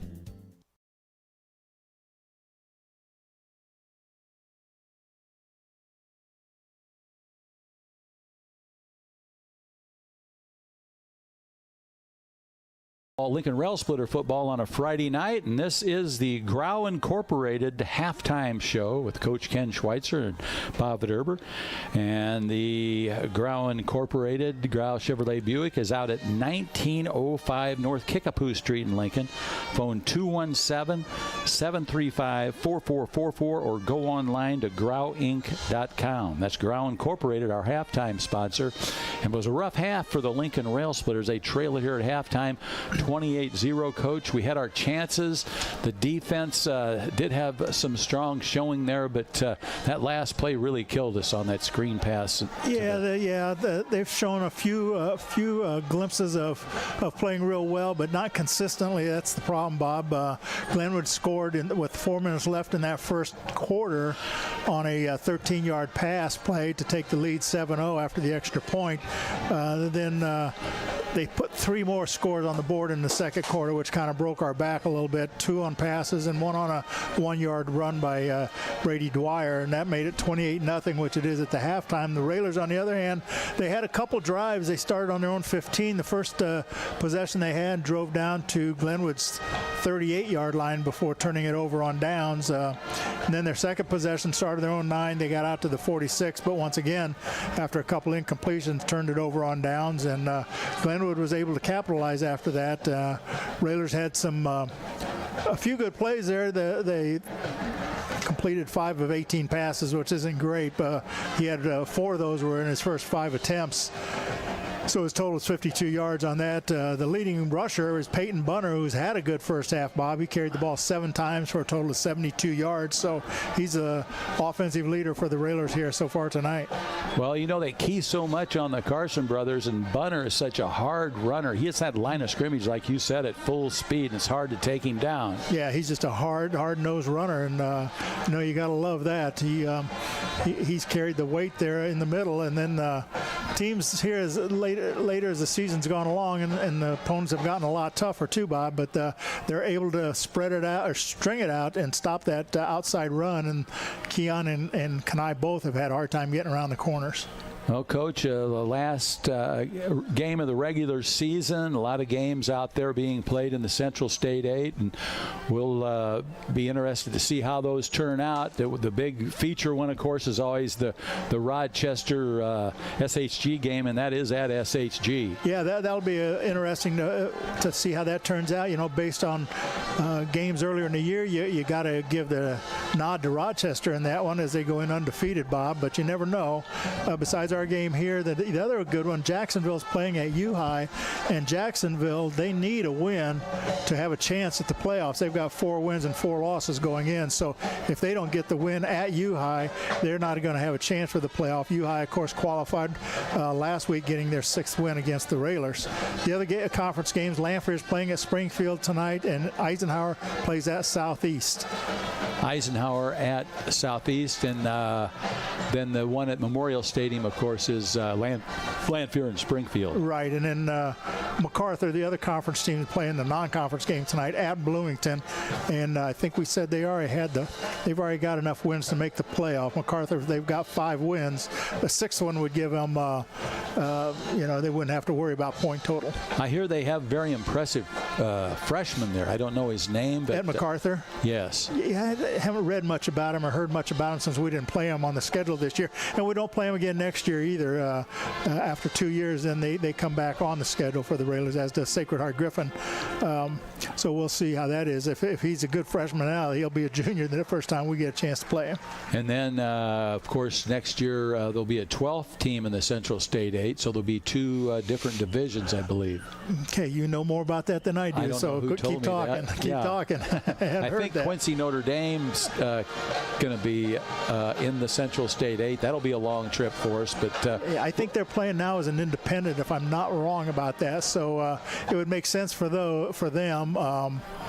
Yeah, and I'd heard that rumor too, but I didn't know if it was a done deal or what was going on there. But yeah, that would make for a longer trip there. But we've done it before. Yeah, we've made some long trips before. So our halftime sponsored by Grau Incorporated, Grau Chevrolet Buick, out at 1905 North Kickapoo Street in Lincoln. Phone 217-735-4444 or go online to grauinc.com. That's Chris Grau and his fine crew out there.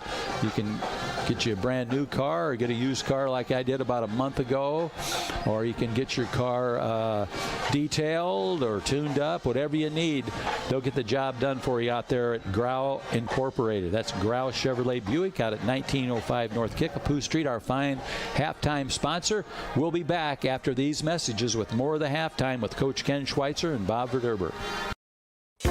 The Heart of Memory Care consists of providing person-directed care to know and to work with each resident as an individual, and to provide them with care as unique as they are.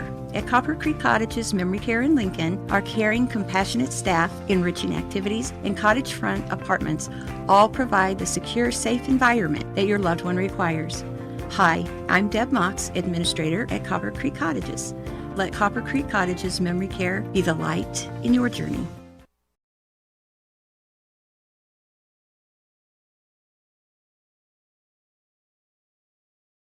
This live video stream is made possible in part by WLCN's live stream technology sponsor, Me Realty, located at 602 Keokuk Street in Lincoln, and online at merealty.com.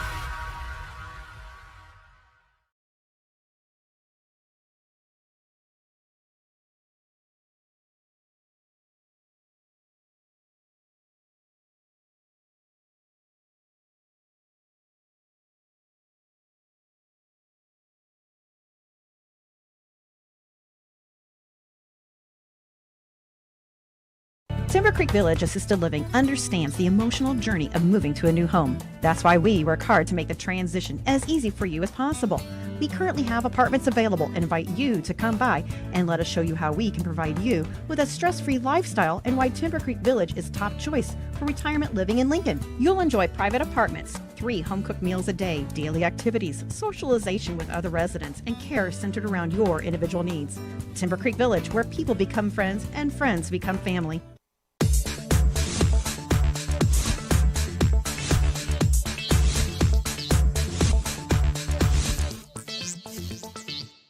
This live video stream is made possible in part by WLCN's live stream technology sponsor, Me Realty, located at 602 Keokuk Street in Lincoln, and online at merealty.com.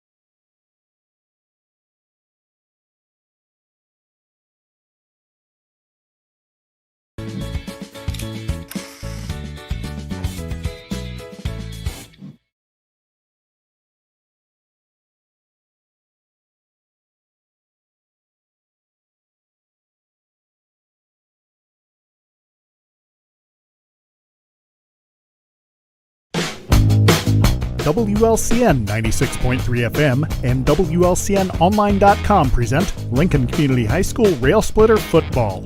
WLCN's live stream video coverage of Rail Splitter Football is brought to you by these fine sponsors. United Community Bank, located at 2201 Woodlawn Road in Lincoln and online at ucbbank.com.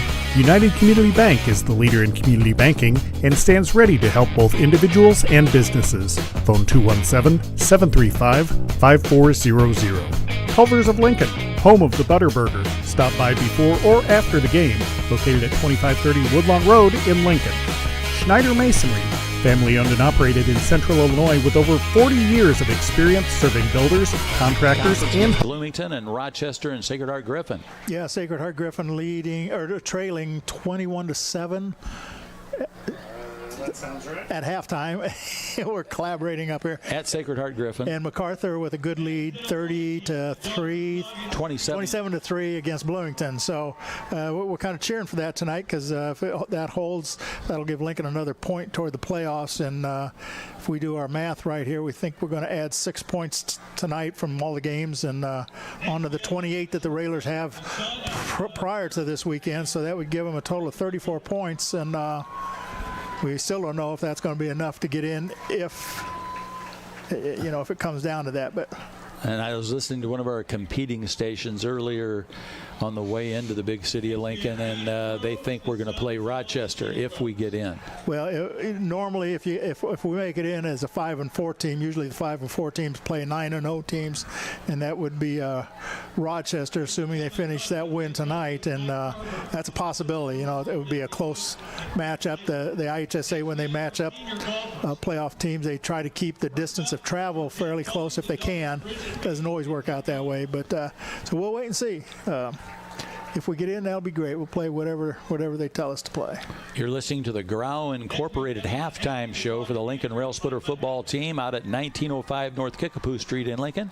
Phone 217-735-4444 or go online to grauinc.com. Grau Chevrolet Buick, Chris Grau and his fine crew out there since 1953. Of course, Chris and his crew haven't been there since 1953, but that's when Bob Grau started it in 1953.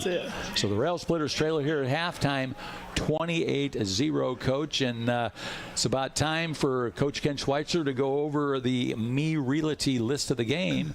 And the Me Realty list of the game, list your home with Me Realty when it's time to sell. And if you're looking to buy, check the listings at merealty.com.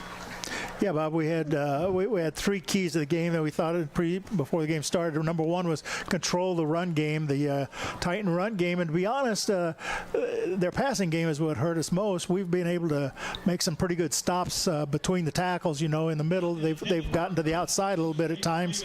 But tackling has been decent. Was our number two key, was tackle well.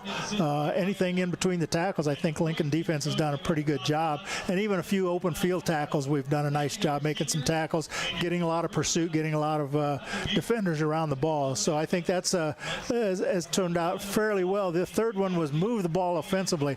We had a couple drives. We talked about them earlier in the break that we had a couple drives that took some time, but then again we had a couple short ones that didn't, and that gave the Titans some opportunities, and they took advantage of it and capitalized on those opportunities. The Railers now down 28-0 at the half. They just need to come out, I believe. No, we have to kick off. I think that we received to start the game, so we're kicking off. So it'll be the defense out there first and try to make a stop, and then see if they can get something going offensively. They'd like to work on some stuff that might help them in the playoffs. Yes, and Glenwood, of course, playing with their young sophomore quarterback, Colton Knadler. He's very impressive, but of course, you said their line's not that big, but they do a good job of protecting him, and he's got plenty of time to throw the football. Yeah, they're a fundamentally sound team. They're well coached, a lot of kids out there, and it's just a good program all in all. It always has been, and I'm sure it'll continue to be, and we'll see what their record's going to be with 3 losses, what they're going to do, how they're going to get seeded for the playoffs. But but they may be in for a good run. We'll wait and see how that turns out too. But we mentioned there early too, before the game started, what a nice facility is here. Great crowd from Glenwood, but Lincoln has a nice crowd over on their side of the field. The bleachers have a lot of people over there, so nice to see the Railer fans travel down here for this game tonight. Coach, you mentioned that Glenwood's got 3 losses. I know that the one was to MacArthur 14-12. What were the other 2 losses? Yeah, they lost to SHG 24-17, so that was a close game. And then they lost last week to Rochester 63-21. So tough opponents there. Yeah, they lost to all the tough teams in the conference. So both teams out on the field warming up, and when you come out of the locker room, you get a 3-minute time to warm up. We're going to take a short time out here, and I hope you've enjoyed the halftime show, sponsored by Grau Incorporated. We'll be back in a minute. Timber Creek Village Assisted Living understands the emotional journey of moving to a new home. That's why we work hard to make the transition as easy for you as possible. We currently have apartments available and invite you to come by and let us show you how we can provide you with a stress-free lifestyle and why Timber Creek Village is top choice for retirement living in Lincoln. You'll enjoy private apartments, 3 home-cooked meals a day, daily activities, socialization with other residents, and care centered around your individual needs. Timber Creek Village, where people become friends and friends become family.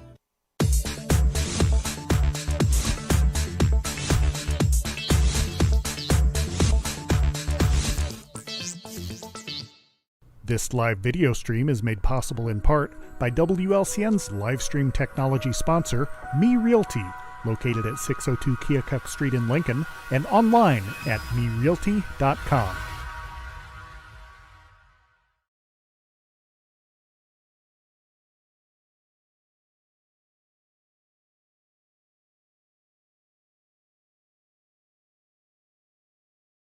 Lincoln Rail Splitter football on a Friday night from Glenwood Stadium, and here at halftime the Glenwood Titans lead the Lincoln Rail Splitters 28-0 as we get ready for this second half. The Rail Splitters will kick away to the Titans. The Rail Splitters had the ball on the opening kickoff. All our kickoff sponsored by Chicago Street Rentals out at 1909 North Kickapoo Street. I'm Bob Viderber, along with Coach Ken Schweitzer, along with our production engineer Lloyd Kirby underneath the quarter moon here as we get ready to go. The Titans in their home red helmets with their red jerseys with the white numerals and the white pants. The Rail Splitters with their white uniforms with the green numerals trimmed in red. And the Rail Splitters will kick it away to the Titans. It's going to be Angel Harrow getting ready to kick it away for the Rail Splitters. Angel's a senior. He also plays inside linebacker for the Rail Splitters, and he's going to go with the short approach here. Railers may go for an onside kick, try to get the ball, and they are. And it didn't go far enough. It's got to go 10 yards. And the Titans dive on the ball in Lincoln territory at the about the 47.5-yard line. Railers went for the onside kick, trying to get the football back, but it wasn't meant to be, Coach. Yeah, I mean, that might be the first time we've seen that all year. Can you remember an onside kick earlier? And no, sir. It was not a very good effort. It went 8 yards, and I don't know who even got on it. It doesn't make any difference because it didn't go 10, so they get it. Yep. So here we go. Gabe Smith on the coverage out here on their wide receiver. They both wear the number 3. Up there on that front line for the Rail Splitters, looks like Zach Poole's in there. And I guess we recovered. We recovered it. All right. They must have touched it, and then we recovered it. Stevens out of the gun. He threw along the sideline, incomplete. So the Rail Splitters, that was a Chris Coyne State Farm Insurance first down. Pardon me, Chris Coyne and the State Farm people. And that's the way we like it, baby. 2nd and 10 for the Rail Splitters. The only thing I can guess is they must have touched it, and then we recovered it after that. Otherwise, because it didn't go 10 yards. We know that. So it worked out. That was. I saw a wide receiver for Lincoln standing out here, and I wondered what kind of defense is that? Well, it was offense. Yeah, so those aren't the offensive. Those are the offensive guys out there. So here we go. We've got it under control now. 2nd and 10 for the Rail Splitters on that incompletion. Bunner back there in the backfield. Here's the snap. And that Stevens keeps it. He fights his way up to the 45-yard line, goes Darren Stevens. He faked the handoff to Keon Carson and took it upfield to the 45-yard line into Titan territory. So it'll be 3rd and 3 now for the Rail Splitters. He took a pretty good hit there too, Bob, as he got through the line of scrimmage, and a Titan came up and hit him hard. Didn't take him down, though, and he kept his legs driving, got down to the 45. He's a Middletown kid. He's tough as nails. That sets up a 3rd and very manageable now for the Railers. Rail Splitters 3rd and 3, early 3rd quarter. They only trail at 28-0. Stevens has got the snap, wants to throw, fires it out. Gabe Smith on a nice catch, hit him right in the chest. Darren Stevens with a nice arm, fires it right into the chest of Gabe Smith at the 37-yard line of the Titans, and that's going to be a Chris Coyne State Farm Insurance first down, and that's the way we like it, baby. We're on the run now. I think that was the first time they threw to Gabe Smith, and he was right there where he needed to be and made a nice catch and picked up 8 yards on the play. Smith will line it up again here on the near side hash mark. Fruget's the tight end for the Rail Splitters. The Carson brothers are the wings. Bunner back at fullback. And man in motion, the snap. They give it to Keon off the right side. He's at the 35. The 30 along the sideline, 25 and out of bounds. They say he stepped out of bounds at the 27-yard line. So Keon got some running room there, and that's going to be a Chris Coyne State Farm Insurance first down for the Rail Splitters, and that's the way we like it, baby. Ball at the Titan 27-yard line. I'm sorry, Bob. Titans were able to contain Keon pretty well in that first half, but that was a nice 10-yard pickup as he did get to the outside. Gabe Smith lined up on the near side, and speaking of Keon, he's the wide receiver on the far side of the field, and now they're going to throw it back to Gabe. Shoestring. Did he catch it? No. Incomplete. Intended receiver there, Gabe Smith on the near side. Good coverage there by the Titans. Yeah, they had 2 red jerseys there. That was a tough ball to try to complete there, and fell incomplete. 2nd and 10 for the Rail Splitters. Wackendorf, Sanders up on that front line with Dom and Claudio. Here's the snap. That's Bunner. And Bunner always will get yardage for you. He gets up across the 25-yard line. Call it the 23-yard line for Peyton Bunner. About a 4-yard pickup there for Peyton on that drive. It'll be 3rd down and 6. Can't tell for sure, Bob. It looks like Glenwood has a few different defenders in there than we saw in the first half. Some of the numbers look different to me. 3rd down, 6. Smith here to the near side. Gabe Smith. Stevens, where's the number 12, the quarterback? Man in motion. They fake the handoff. Darren throws it up ahead. Ryan Fruget, the intended receiver. Pass interference. Pass interference. Deep in Titan territory. That was Ryan Fruget, the intended receiver. Tyson Dunbar tripped him up. And the official was right on it and threw the flag. I just think he clipped him from behind, Bob. I think Fruget had a step on him, and I think he just clipped him from behind, and that caused him to break his stride and went down, and it's going to be a walk-off. Ball was on the 23, so I think it's going to be half the distance. And that's going to be a Chris Coyne State Farm Insurance first down for the Rail Splitters, and that's the way we like it, baby, at the 11-yard line. Rail Splitters on the march here early in the 3rd quarter, looking for pay dirt.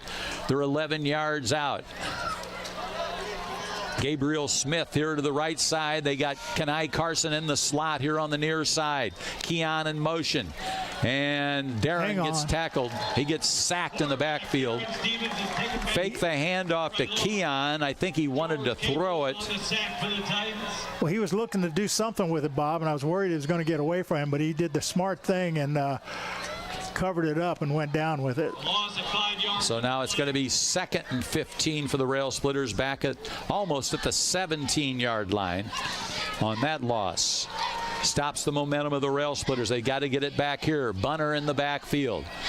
And Keon's got the handoff on the right side, the 15, at the 10, along the sideline, at the cone. I think he's out of bounds. They say Keon Carson, the exciting running back for the Rail Splitters. Looks like they're going to call it maybe the 6. We'll see where they spot it. 7-yard line. He was running down the sideline trying to stay in bounds, Bob, and I think he just went out at the 5. And now, I believe that's Crane checking in for Frugier. No, Frugier's going to stay in there. 3rd down and long 3 for the Rail Splitters. 3rd and 3 for the Rail Splitters. Aiden Crane split wide to the left side. Stevens waits for the snap. He's got it. That's Bunner up the middle. Fights for the end zone. Touchdown, Lincoln. Touchdown, Rail Splitters.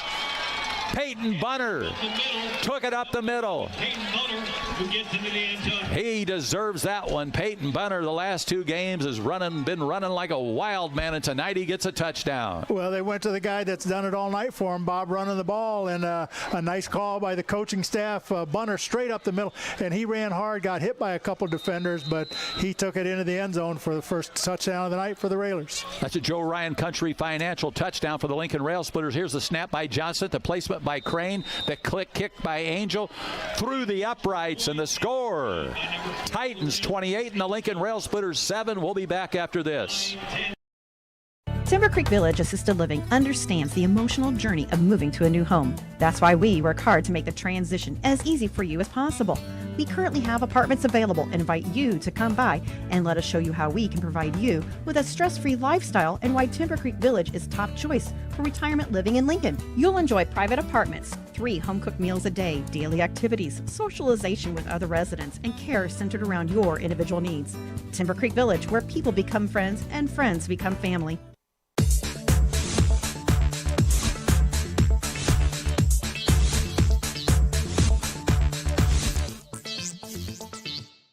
This live video stream is made possible in part by WLCN's live stream technology sponsor, Me Realty, located at 602 Keokuk Street in Lincoln, and online at merealty.com.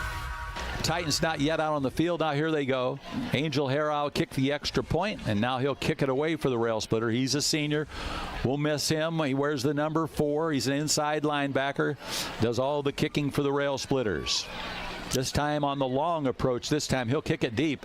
He can kick it into the end zone if he gets a hold of it.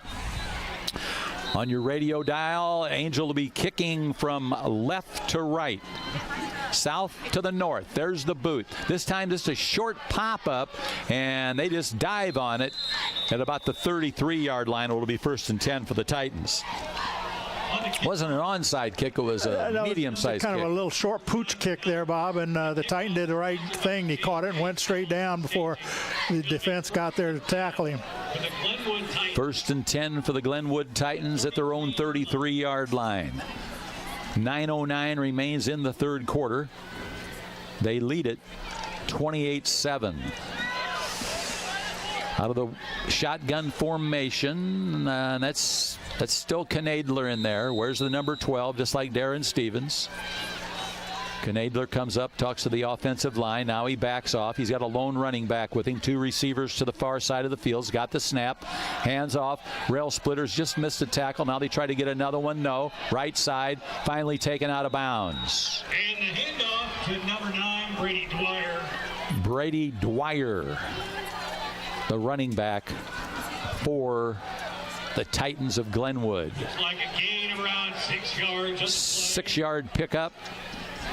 And they're good. The tackle was for Pentecost. Pentecost. Yeah, sorry, Bob. I was watching the line play that time, and they did a nice job of blocking and picking off a couple of the defenders for the Railers. That's the 2nd tackle of the game for Court Pentecost. Man in motion. 2nd and 4 for the Titans. Good coverage out here by the Rail Splitters. Knadler, snap, hands off to his running back, and he's taken down. Colby Glenn, again, another tackle for Colby Glenn. Takes him down just across to the 41-yard line. On the tackle for the Rail Splitters was Colby Glenn. Sets up a third and short, Bob, here. If the Railers could stop him from getting a first down, it might force him to punt the ball away for the first time this game. That'd be nice. The Rail Splitters can stop them. They've played some pretty good defense tonight. Here we go. Knadler out of the gun. 2 receivers near side, 1 to the far side of the field. Now Simmons goes in motion to the left side of Knadler. Low snap. Hand. Oh, the Rail Splitters are there, but they couldn't hang on to him. But I believe they stopped him short of a first down. That's Alec Claudio for the Rail Splitters. It looked like they had him stopped in the backfield momentarily, Bob, but he was able to squirt out of there and pick up about a yard, but they're still short of the first down. It's 4th and about 1. Evan Wackendorf was there also for the Rail Splitter. They stopped Dwyer short of a first down. 4th and 1. Now checking in is, I don't have, oh, here he is.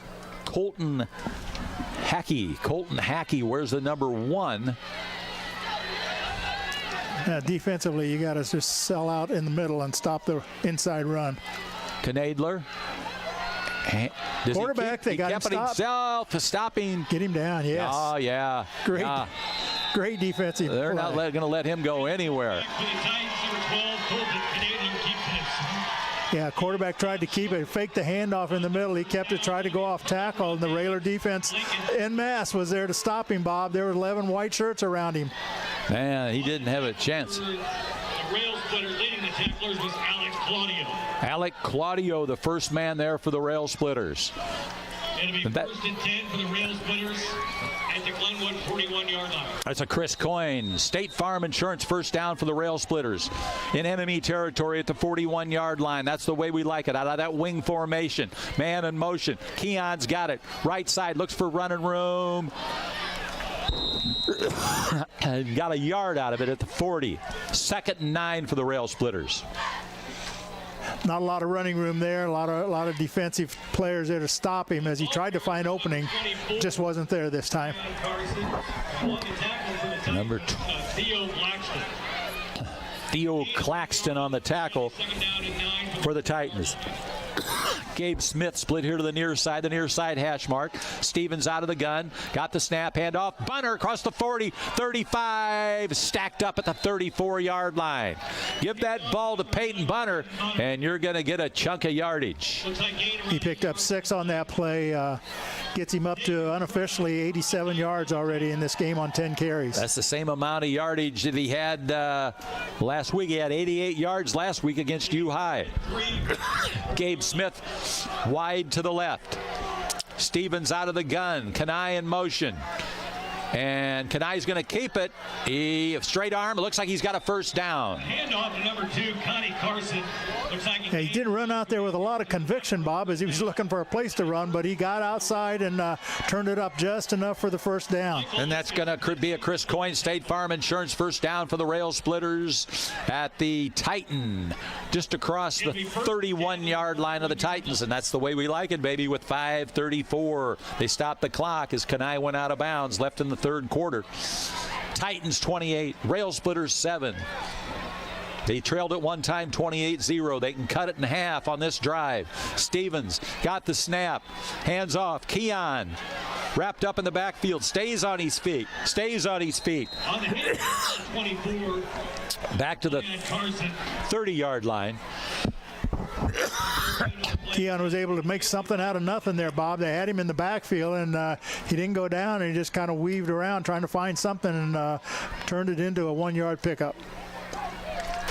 Makes it 2nd and long, 2nd and 9 from the Titan 30-yard line for the Railers. Under 5 minutes left in the half. Gabe going to line up far side of the field.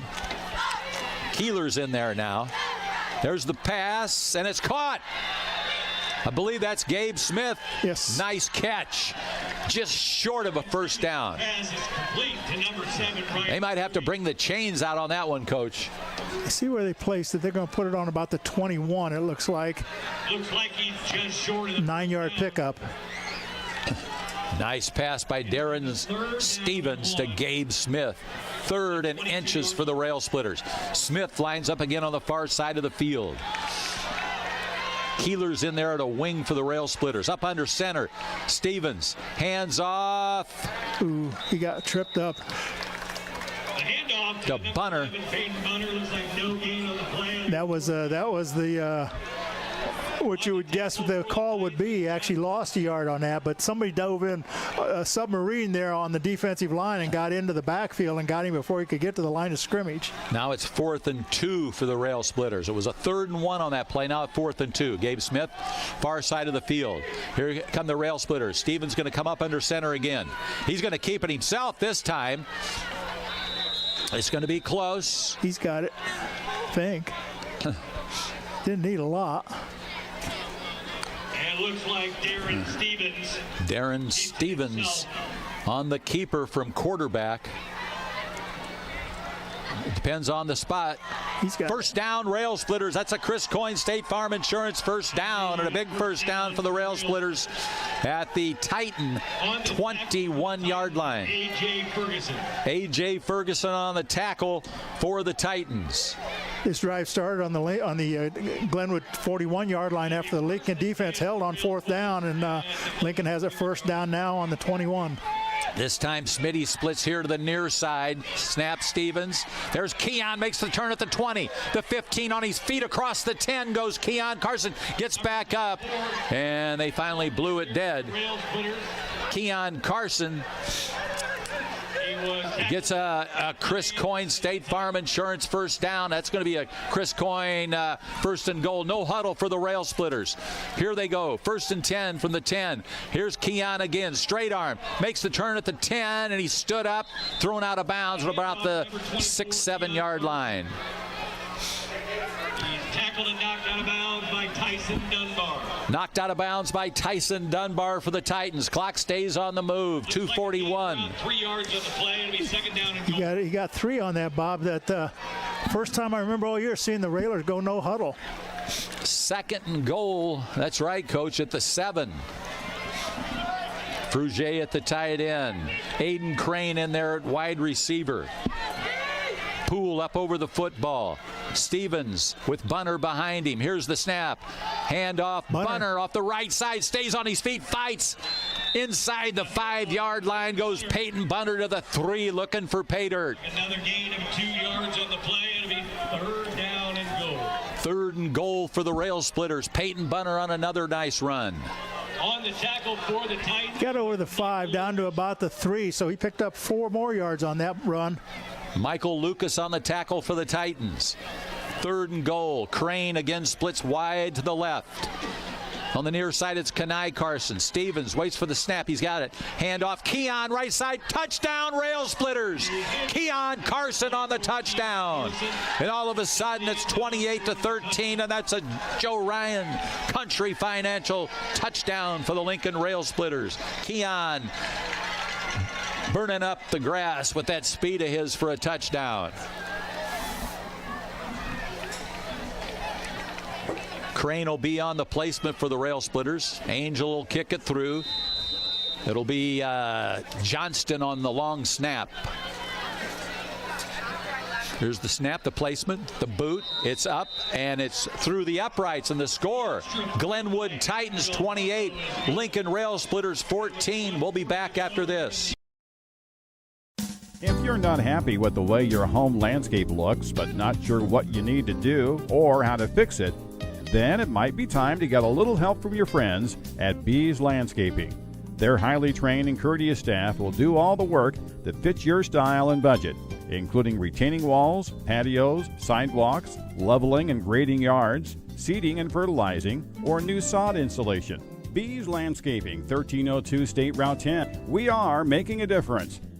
Score with 1:40 left in the 3rd quarter, and they've cut that lead in half. It was 28-0 at halftime, and the Rail Splitters win in the second half here, 14-0. That'll make the score 28-14. I'm Bob Verderber, along with Coach Ken Schweitzer and Lloyd Kirby here from the press box. We're on the lower floor here of the press box, right at the 50-yard line. A perfect view for this football game. And Angel Harrow is going to kick it away for the Rail Splitters. He's kicked 2 extra points tonight. And all of our kickoffs, of course, sponsored by Chicago Street Rentals out at 1909 North Kickapoo Street. Here's the approach and the boot. Another one of those bloopers, and they blow it dead. Somebody was offsides, I think, or something on the kick team. In there for the Rail Splitters on the kickoff team is Court Pentecost, and he's got a couple of tackles tonight, Coach. He's a junior. He's been getting some playing time off and on here the last half of the season. So at game time, I think that's, what was it, like 61 at game time? So it's got to be in the 50s now. 51. Ooh, dropped 10 degrees. I noticed Lloyd down there blowing some warmth into his hands. So that backs the ball up to the 35. That's not going to stop Angel. It's going to be another Chicago Street Rentals kickoff. Chicago Street Rentals out at 1909 North Kickapoo Street. Perry Weinbrenner's the man to get a hold of out there. And if you need a backhoe, a crane, man, I don't know, whatever you need, he's got it. Spade. Here's the approach.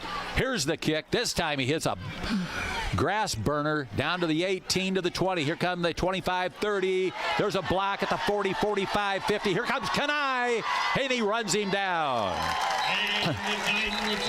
Just when Simmons thought he was going to get away, it's Kanai Carson running him down. That's a big run there for the Titans. Yeah, we got a flag back here. It's going to bring that run back. Holding. I think that's one of the reasons maybe you kick short so you don't have those long runs. I enjoy Kanai because I know how fast he is, and even when the other team thinks they are going to get away, well, they're not going to get away. Yeah, well, he had good angle. It took a good angle to cut him off and stopped him there after the long return, which is going to get called back because of a holding, I think was the call.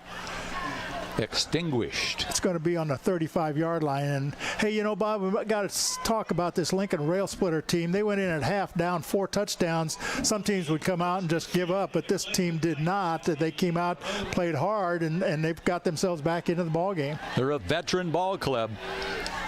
Knadler out of the gun. He's got trips to the far side, and he's going to throw it incomplete. Good pressure by the Rail Splitters. Alex Claudio there in the backfield. And Colton Knadler's pass is incomplete. It was intended for. Good job there by Alex Claudio. There was another Rail Splitter back there. That was also Colby Glenn in the backfield applying the pressure. Minute 28 left in the third quarter. Rail Splitters lead the second half 14-0, but the total game they're behind 28-14.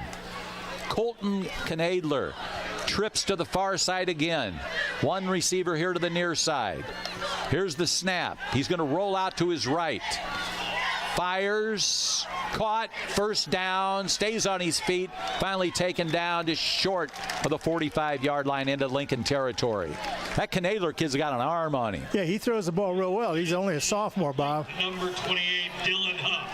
Dylan Huff was the receiver. Court Pentecost on his third tackle of the game. They can put a lot of pressure on the defense too, Bob. When they go trips on one side, you got to cover them all, and you still got a receiver on the short side too. 1st and 10, the Lincoln 45. Colton Knadler got the man in motion. 2 receivers here to the near side. He's in the slot now. Here comes Glenn. Here's the pass, complete up the middle at the 35, 30, 25. One man to catch him. Not going to catch him. That's a touchdown for Glenwood. Complete.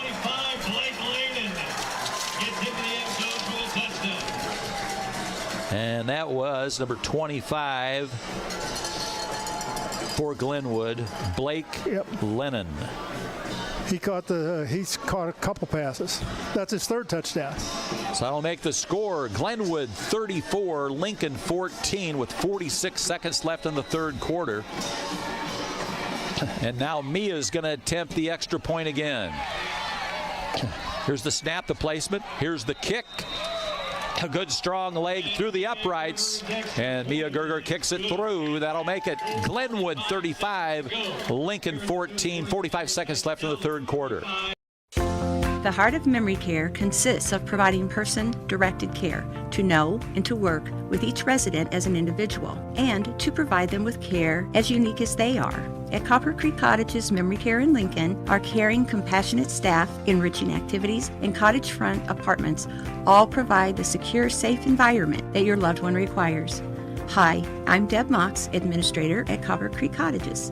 Let Copper Creek Cottages Memory Care be the light in your journey.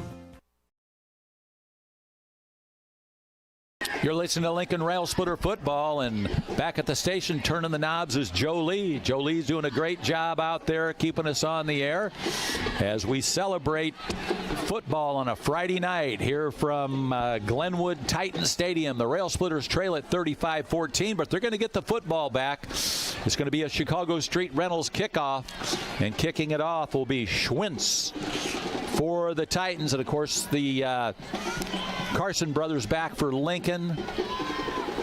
I think Christian Brown's still out of there, unless you guys see the number 1 out there. I know he was shook up on that one play in the end zone. He's not on the field now, no. Schwint's going to kick it away. Chicago Street Rentals kickoff from 1909 North Kickapoo Street. Will it go to Keon or Kanai? Place your bets at the window. Here's the approach. The kick. And it's going to go to Kanai at the 5. He's going to keep it at the 10. So now he pitches his brother Keon. Keon on the run, still on his feet. Keon still on his feet. Up across the 25 to the 28-yard line goes Keon Carson. A little razzle-dazzle there, Coach. Well, it gives you you want to pause on that one. I don't know if that was planned or for ad-lib, that pitch back across there, but it was yeah, we'll take what we get out of it. I wouldn't want to see that every game. Very exciting. I've got twin sisters. You never know what they're going to do. Keon made something out of nothing there, too. He did. That's going to be a Chris Coyne State Farm Insurance first down for the Rail Splitters. And that's the way we like it, baby. Glenn split to the far side. Gabe Smith here to the near side. Stevens waits for the snap from Poole. Now Kanai goes in motion. Here's the snap. Stevens pump fake. And is it caught? Yes. That is Colby Glenn. The fine center fielder for the Lincoln baseball team makes a nice diving catch there. About an 8-yard pickup. Yeah, that's his first catch of the game, and he went down to the ground and made sure he secured it. I saw him hit a home run last year, Coach. He's got some power. Poole up over the football. Bunner. Man in motion. Stevens wants to throw. He's going to throw it up the middle. Gabe Smith, no. He had a step. He had a step on him, but Darren had to throw it long. Gabe Smith's got some speed of his own. He had a step on the coverage. Yeah, Stevens put it out there, threw a nice pass, just overthrew him by a couple steps. 9/10 of a second left for the third quarter. Glenn's going to go to the bench. Keon's coming back into the huddle. Gabe Smith lines up to the far side of the field. Bunner, the fullback for the Rail Splitters. 3rd and 1 with 9/10 of a second left in the third quarter. Clock stopped on the incompletion. Stevens, 3rd and 1. Here's Bunner off the right side. He fights. He's got enough for the first down, Coach. He's at the 40. He got the first down by a yard, and that's going to end the third quarter on a Chris Coyne State Farm Insurance first down. And that's the way we like it, baby. When we come back, it's going to be 1st and 10 for the Rail Splitters, their own 40-yard line. We'll be back.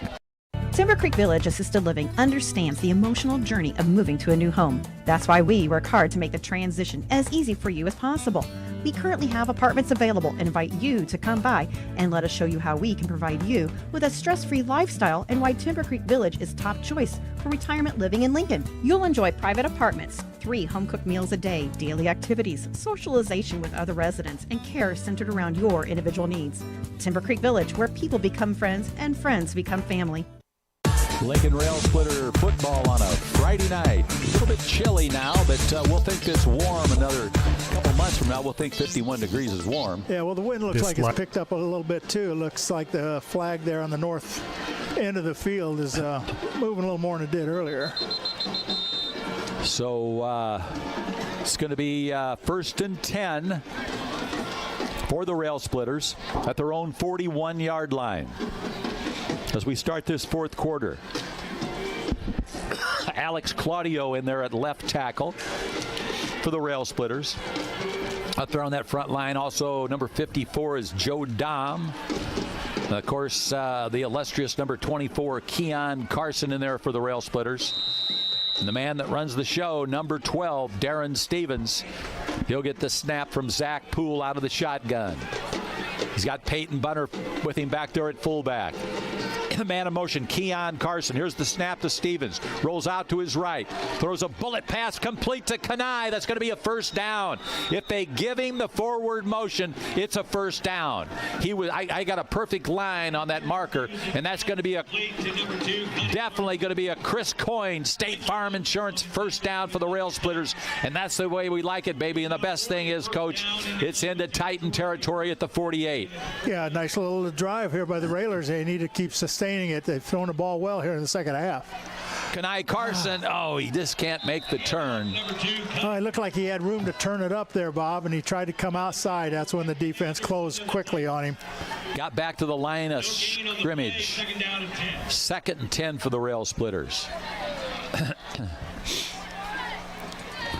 Early fourth quarter, and the Titans lead the Rail Splitters 35-14. Darren Stevens 4 for 6 here, Bob, in the second half for 38 yards, 37 yards. Having a good game. Kobe Glenn split far across the field. Here's Stevens, rolls out to his right, throws it up the middle. Picked off. No, hit the ground. No, hit the ground. Incomplete. Incomplete. And Darren Stevens' pass is incomplete. So I'll make it 3rd and 10. 3rd and 10 for the Rail Splitters. Incomplete pass. Titans thought they had an interception there, Bob, but the ball hit the ground just as he was trying to scoop it up. And the ball remains at the Titans' 48-yard line. 35-14 Titans. Colby Glenn split wide to the far side of the field. Aiden Crane here to the near side. That wing formation. Here's the snap to Stevens. Throws it up ahead. Caught! Colby Glenn along the sideline. He goes to the 20. 15 tripped up to the 10-yard line. And that's going to be another Chris Coyne State Farm Insurance first down. And a beautiful play on the pass from Darren Stevens to Colby Glenn. Knocks him out of bounds. I was watching Keon go down the field unguarded, Bob, and I didn't see what was going on the other side. He was wide open. No huddle, Rail Splitters. Here's Keon. He stays on his feet, but he can't go anywhere. There's a host of Titans there. It was 1st and goal for the Rail Splitters at the 9, but a loss on the play for the Rail Splitters. Rail Splitters knocking on the door again. 3 yards on the play. Loss of 3 on the play. 2nd and goal now for the Rail Splitters. Ball's going to be placed, about at the 12-yard line. Stevens out of the gun. He got the snap, rolls out to his left, looks, fires. And that one, picked off, intercepted. And the interception for the Titans is by Tyson Dunbar on a shoestring catch. The senior stops the Lincoln drive, and Lincoln had a great drive going, and they're stopped right there. Stopped at the front door. That's the first turnover of the game, Bob, for the Railers. That was Stevens' 7th interception of the season. Came at a very poor time for that. As you said, that drive was getting close. Another touchdown would have kept the game tight with almost a full quarter to go. Well, the only good thing is here the Rail Splitters have got them on their heels back here in the end zone. Knadler back in his own end zone. Waits for the snap. He's got a man in motion. Long snap. Now he's got it. Hands off. And he has a tough time with the Rail Splitters. May have gotten to the 5-yard line on his forward motion. Number 18, Grady Mueller. Grady Mueller to the 5. Gain of 2 yards on the play. 2-yard pickup. 2nd down and 8. Again, good interior defense by the Railers. They tried to run up the middle, and the Railers were there to stop him for a short gain. Peyton Bunner was the first man there for the Rail Splitters. He does it on both sides of the ball. Ball at the 5. 2nd and 8 for the Titans. Knadler still back in his own end zone out of the shotgun. Got the snap, handoff. Oh, I believe that's Owen Grant wrapping him up.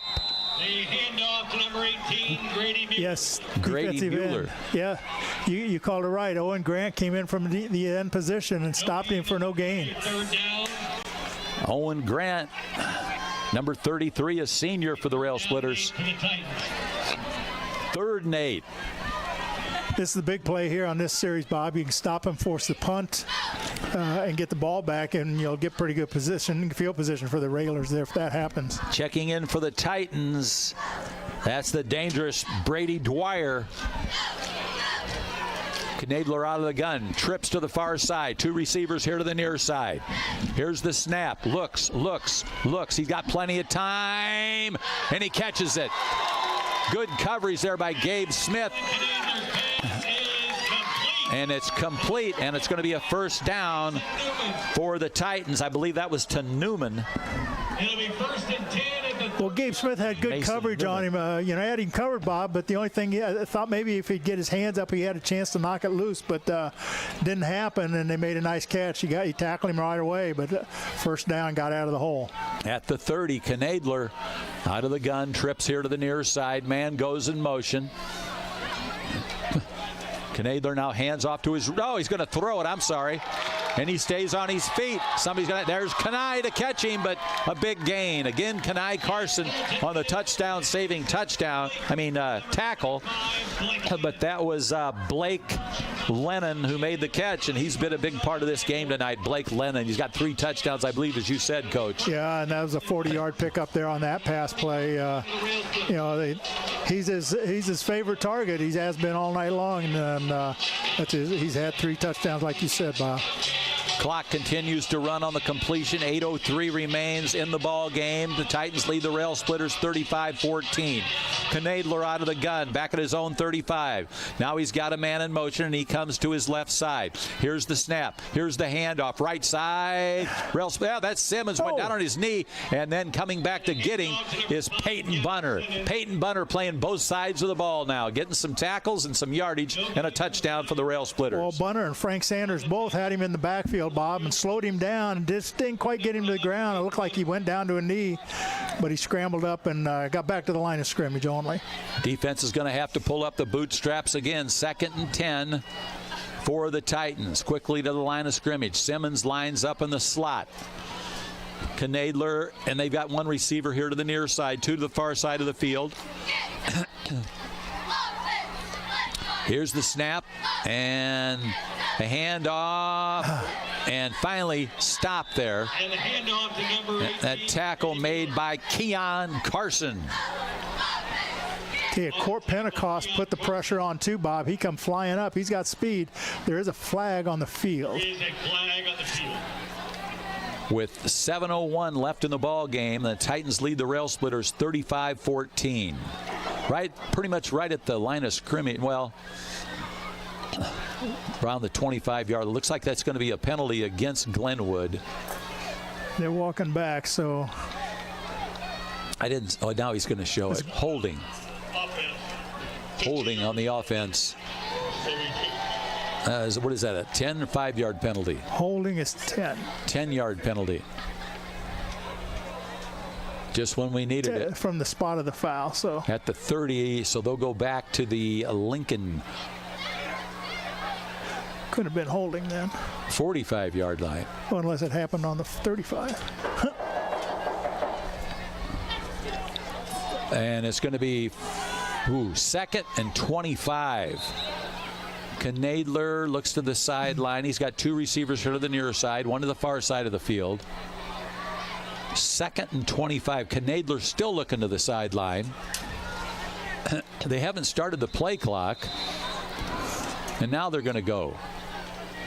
Knadler waits for the snap. Simmons in motion.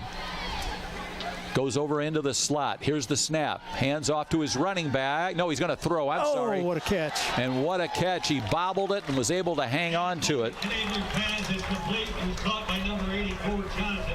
That throw Jonathan Helm. Yeah, that throw was behind him, and he turned in air, Bob, and made a great catch. So that took a big chunk out of that 25, second 25. So now it's going to be 3rd and 10 for the Titans. Titans huddled up. Now here they go.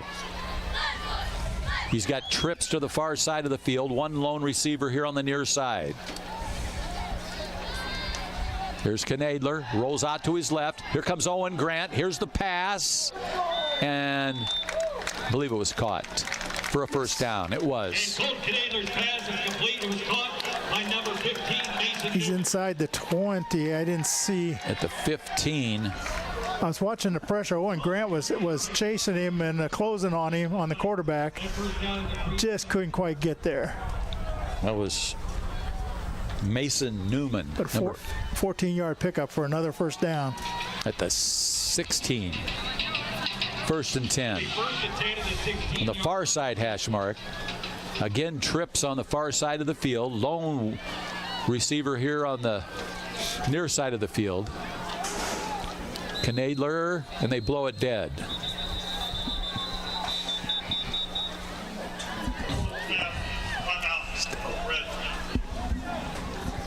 I didn't hear what he... Timeout. Oh. Timeout on the field. With 5:39 left in the football game, the Titans lead the Rail Splitters 35-14. We'll be back after this. If you're not happy with the way your home landscape looks, but not sure what you need to do or how to fix it, then it might be time to get a little help from your friends at Bees Landscaping. Their highly trained and courteous staff will do all the work that fits your style and budget, including retaining walls, patios, sidewalks, leveling and grading yards, seeding and fertilizing, or new sod installation. Bees Landscaping, 1302 State Route 10. We are making a difference. The 9th game of the season. Man, it goes fast. But it's enjoyable, and the Rail Splitters trying to stop the Titans here with the score 35-14. 5:39 left in the game. 1st and 10 for the Titans at the Lincoln's 16-yard line. Knadler, Colton Knadler, the sophomore, out of the gun. Now he's got Simmons in motion. Here's the snap. Rolls out to his right. Got time. Complete. Touchdown. And Colton Knadler's pass is complete. Number 84, Jonathan Helm. Jonathan Helm on the touchdown catch. Jonathan Helm is a junior, 6'4", 187 or 97. He made that nice catch earlier on this drive, Bob, when he had to go in the air and turn behind. Pass was behind him and made a nice catch for a first down. Now he's rewarded with a touchdown. Mia Gerger, extra point. Good. That'll make the score. Titans 42, Rail Splitters 14. We'll be back. The Heart of Memory Care consists of providing person-directed care to know and to work with each resident as an individual, and to provide them with care as unique as they are. At Copper Creek Cottages Memory Care in Lincoln, our caring, compassionate staff, enriching activities, and cottage front apartments all provide the secure, safe environment that your loved one requires. Hi, I'm Deb Mox, Administrator at Copper Creek Cottages. Let Copper Creek Cottages Memory Care be the light in your journey. Chicago Street Rental is going to bring you this kickoff, as they always do, out on 1909 North Kickapoo Street. Schwintz will kick it away for the Glenwood Titans. Another big touchdown for the Titans. They lead it 42-14. Rail Splitters coming out onto the field now. Keon and Kanai back for the Rail Splitters. Keeler in there, playing now since apparently Christian Brown's injured. Also out there for the Railers is Angel Harrow. Angel Harrow's number 4 for the Rail Splitters. Schwintz getting ready to kick it away. And the Rail Splitters going to get the football maybe one more time in this game. Last regular season game for the seniors for Lincoln. Schwintz on the kick. High end-over-end kick. Kenai Carson at the 10. Hands off. Keon to the 15 to the 20. Keon to the 25. Cuts. Now he's going to go across the field at the 30. Keon got a good block from his brother at the 35, at the 40, at the 45, up to the 50. Stays on his feet into Titan territory and finally knocked down at about the 36-yard line. Keon Carson got some good blocks out there, and of course his lightning speed. He started here to the near side of the field, and then he decided to cut across to the right side, and there's an injured Rail Splitter down on the far side of the field. Yeah, Kenai caught that kickoff, Bob, and handed it off to Keon. He eluded a lot of tacklers, made a great hard run up the sideline, and now we have someone down over there. We can't see the number. He's laying down. He got all the way back to the Titan 37-yard line. And that's going to be a Chris Coyne State Farm Insurance first down, and that's the way we like it, baby. But we don't like the Rail Splitter down on the far side of the field. The trainers are over there with him. He's off the field. Rail Splitters have taken a knee over there as they look on for their teammate. And now he's up. And I believe that's Keon. He just got shook up on that play. Well, he took a lot of hits that he avoided going down on his run there, and then got hit pretty hard there as he went down. He'll have to sit out one play, and then he'll be back in there. And let's hope he's healthy and can stay in there and be able to play in a week, hopefully. 5:19 on the game clock. And it's going to be 1st and 10, a Chris Coyne State Farm Insurance first down for the Rail Splitters on that great run by Keon Carson. Keeler in there as one of the wings for the Rail Splitters. Man in motion's Kenai. Hand off Kenai. Tries to come around the left side. And he does at the 35-30. Along the sideline, out of bounds at around the 20. They getting him the 25. Yes, Kenai Carson showing his blazing speed. His brother goes out of the lineup, and they hand it off to him. And now Keeler checks out, and Keon's going to check back in. And that's going to be a Chris Coyne State Farm Insurance first down for the Rail Splitters. And that's the way we like it at the Titan 24-yard line on a nice run by Kenai. Yeah, 13-yard Bob, a yard pickup, Bob, on that run, and he just used his speed to outrun the safety or the corner trying to come up and make the play. Near side hash mark, coach as Stevens comes up there out of the gun. He's got Keon as a receiver. Now he's got the pressure, throws, loops it out there. Caught by Colby Glenn. Evades one would-be tackler. Fights up across the 15-yard line. Close to a first down for the Rail Splitters. They keep the clock running. 4:56. That was a long pass for Stevens to throw, and he put it right on the money. Colby was right there and made the catch. Got it down to the 15-yard line for a 9-yard pickup. About a half a yard away from a first down. Bunner might get the handoff here. No. Steven wants to flow. Pump fake. Now he's going to throw. Oh. Picked off in the end zone by the Titans, and the tackle made by Keon Carson. And a flag. There is a flag. That's the only, maybe the only grace we might get on that flag. Let's hope it goes Rail Splitters' way. Holding against the Rail Splitters.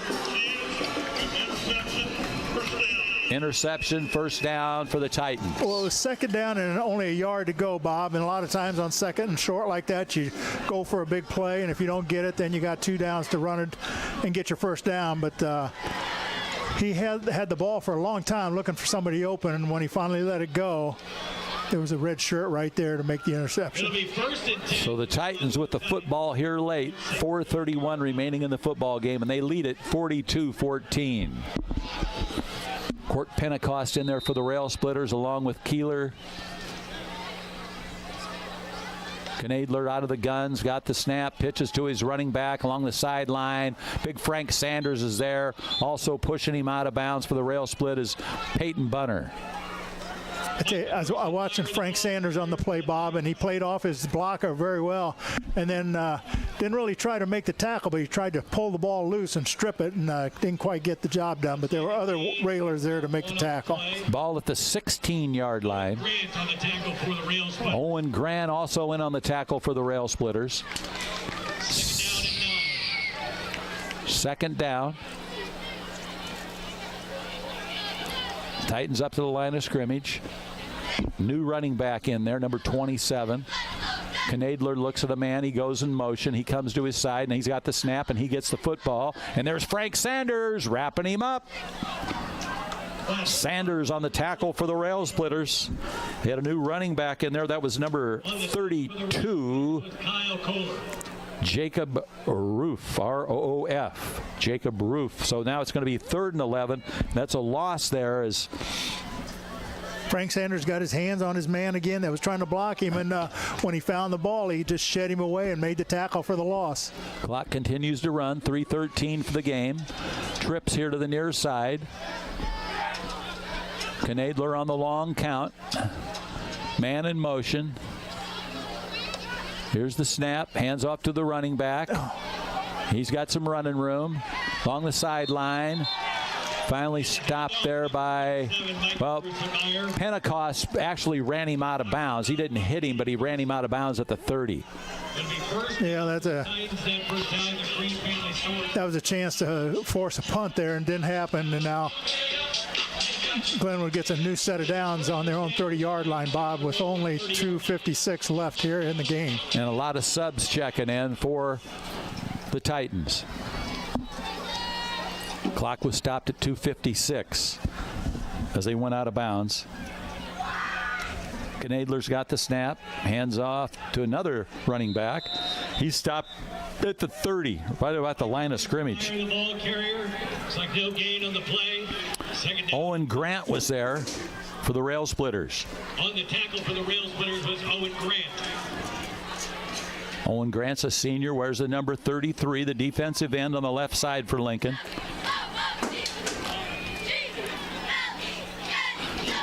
Clock continues to run, 2:26 left for the football game, and the Titans lead at 42-14. Going with all running plays here, just run the clock out. A lot of fresh running backs in there. Knadler out of the gun. He's got the snap. There's, oh, nice job there by Colby Glenn. He's got a sack there. Some mellow cream sack. Yeah, nice penetration to get through the line and just beat the ball carrier to the spot. The tackle for the Rail Splitters. Loss on the play. It'll be 3rd down and long. 3rd and 15. Minute 46 left for the game. Yeah, I don't think with the score being what it is, Bob, that the Lincoln Rail Splitters are going to call a timeout here. But it'd be nice to force a punt. This would be the time to get it. For, as you said, 42-14. Minute 27. Knadler's going to pass. And that's stripped away by Keon? Keon, yeah. Well, I thought he caught that, but he stripped it away or knocked it away. Yeah, I think he maybe had it momentarily, but Keon was right there, good coverage, and pulled the ball all away from him. And the ball at the 25-yard line. And now they'll have to punt it away, and their punter is Colton Hackey, H-A-A-C-K-E. Colton Hackey, a junior, 6'3", 227. Where's the number 1? Keon's back for the Rail Splitters, back at his own 41-yard line. Here's the snap, good long snap. Here's the boot, end over end. Keon's just going to let it roll. And they down it at the 27, where it'll be a Chris Coyne State Farm Insurance first down. And that's the way we like it, baby, with a minute 12 left in the football game. Railers have one last gasp here to try to score 6 points. Yeah, it'll be interesting to see what they come out and do. You know, it may just be a matter of running a couple plays and let the clock run out. Well, the Rail Splitters were down 28-0 at half, and they scored the first 2 touchdowns of the second half, but then the Titans came back strong and scored a couple touchdowns of their own. I give the Railers a lot of credit here, Bob. You know, most people came into this game thinking they had no chance, and you know, they're going to wind up losing by 4 touchdowns, but they put a couple on the board there in the third quarter and made the game close for a while. You're right, Coach Ken. And Peyton Bunner doing his job again. Whoa, a little extracurricular activity there. A good job by Peyton Bunner as he gets it out to the 34-yard line. On the tackle for the Titans. That unofficially, from our stats, Bob, puts Bunner over 100 yards for the game. Great gain, a touchdown. Yes. 14 carries. And Keon had the other touchdown, but the story of the game, the last 2 games, been Peyton Bunner. He's been playing some good football. He's a junior. We'll get to see him again. Yeah, that's nice. We got a few juniors out there on the field doing good things. Poole up over the football. He's only a sophomore. Here's the snap to Stevens. There's Keon on the right side looking for running room. Stays on his feet, gets a first down to the 40. That's going to be a Chris Coyne State Farm Insurance first down for the Rail Splitters. Ball carrier number 24 of the Keon Carson, number 24 for the Rail Splitters, going to spot it at the 39-yard line. A Chris Coyne State Farm Insurance first down. And that's pretty much going to be the end of the ball game. Railers not going to run it. That's going to be the last play of the game. Is the Rail Splitters just going to shake hands and walk off the field? But they played a good game. A lot of people didn't expect them to do this well, and they have. As you said, Coach, the final score, Glenwood Titans 42 and the Lincoln Rail Splitters 14. We'll be back after this. Timber Creek Village Assisted Living understands the emotional journey of moving to a new home. That's why we work hard to make the transition as easy for you as possible. We currently have apartments available and invite you to come by and let us show you how we can provide you with a stress-free lifestyle and why Timber Creek Village is top choice for retirement living in Lincoln. You'll enjoy private apartments, 3 home-cooked meals a day, daily activities, socialization with other residents, and care centered around your individual needs. Timber Creek Village, where people become friends and friends become family.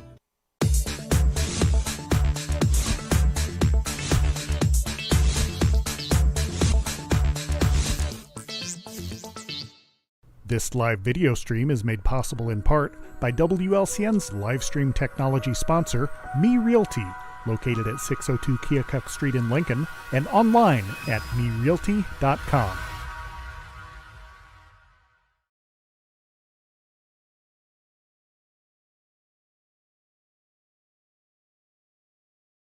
Lincoln Rail Splitter football, and the Lincoln Rail Splitters can be proud tonight. They played a good game, Coach. Couple of touchdowns. Bunner had 1. Keon had 1. And overall, a good game for them. Yeah, I think offensively they did some nice things. You know, Stevens got hot and cold passing the ball. You know, he started out strong and then had a series of incompletions, but then there in the second half picked it up again and threw the ball pretty well. Made some nice catches out there. And as you said, Peyton Bunner, unofficially, we got him for 101 yards. Keon with 47 yards. Kanai with 21 yards. And Stevens with 15 yards. Defensively, I thought we played pretty well, especially against the run, which is one of the things they came into wanting to try to control and stop the run, and I thought they did a decent job of that. Pass defense on the other hand was a little tough. You know, they got some guys open and made some nice passes. Got to give their offense and their quarterback credit. He throws the ball real well, and they have good receivers, and so you know, they scored several of their touchdowns by air. But you know, the Railers came out, as you said, in the second half, put 2 on the board. First one was at the 9-10 mark on a 5-yard run by Peyton Bunner. The second one was late in the quarter by Keon Carson, a 3-yard run. So 2 good drives by the Raiders to set up those scores. And at that point, it was 28-14, and the game was still maybe a little bit in doubt. And but the Raiders just kind of, you know, I won't say they ran out of gas because they played hard the whole game. Well, thanks a lot, Coach Ken Schweitzer. It was a fun game to do.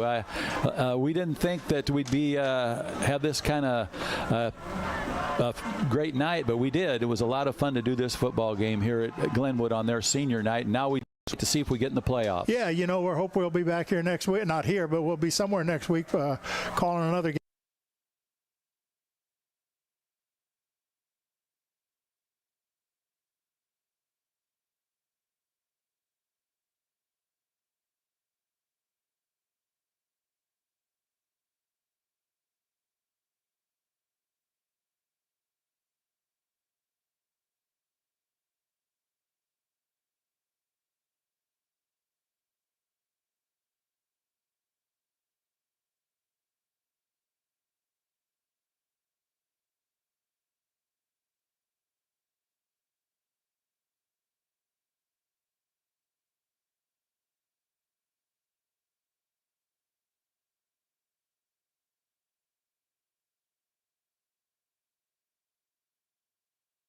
This live video stream is made possible in part by WLCN's live stream technology sponsor, Me Realty, located at 602 Keokuk Street in Lincoln, and online at merealty.com.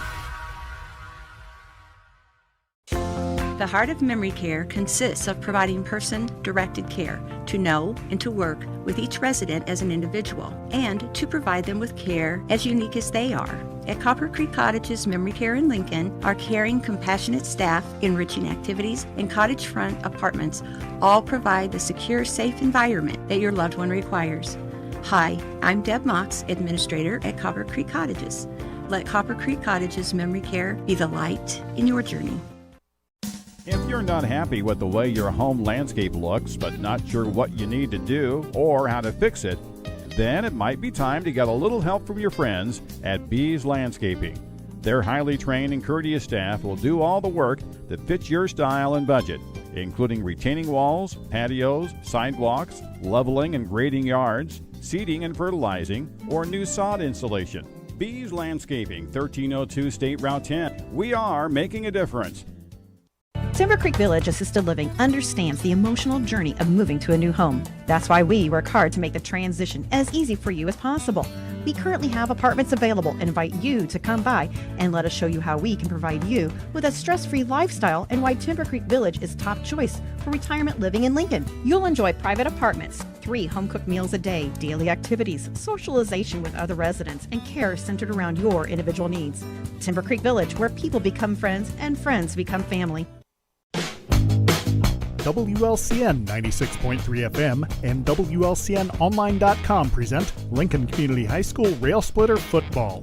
WLCN's live stream video coverage of Rail Splitter Football is brought to you by these fine sponsors. United Community Bank, located at 2201 Woodlawn Road in Lincoln and online at ucbbank.com. United Community Bank is the leader in community banking and stands ready to help both individuals and businesses. Phone 217-735-5400. Culver's of Lincoln, home of the Butterburger. Stop by before or after the game, located at 2530 Woodlawn Road in Lincoln. Schneider Masonry, family owned and operated in Central Illinois with over 40 years of experience serving builders, contractors, and homeowners. Free estimates available. Call 217-314-9654. Thank you for watching WLCN's live video stream coverage of Lincoln Community High School Rail Splitter Football.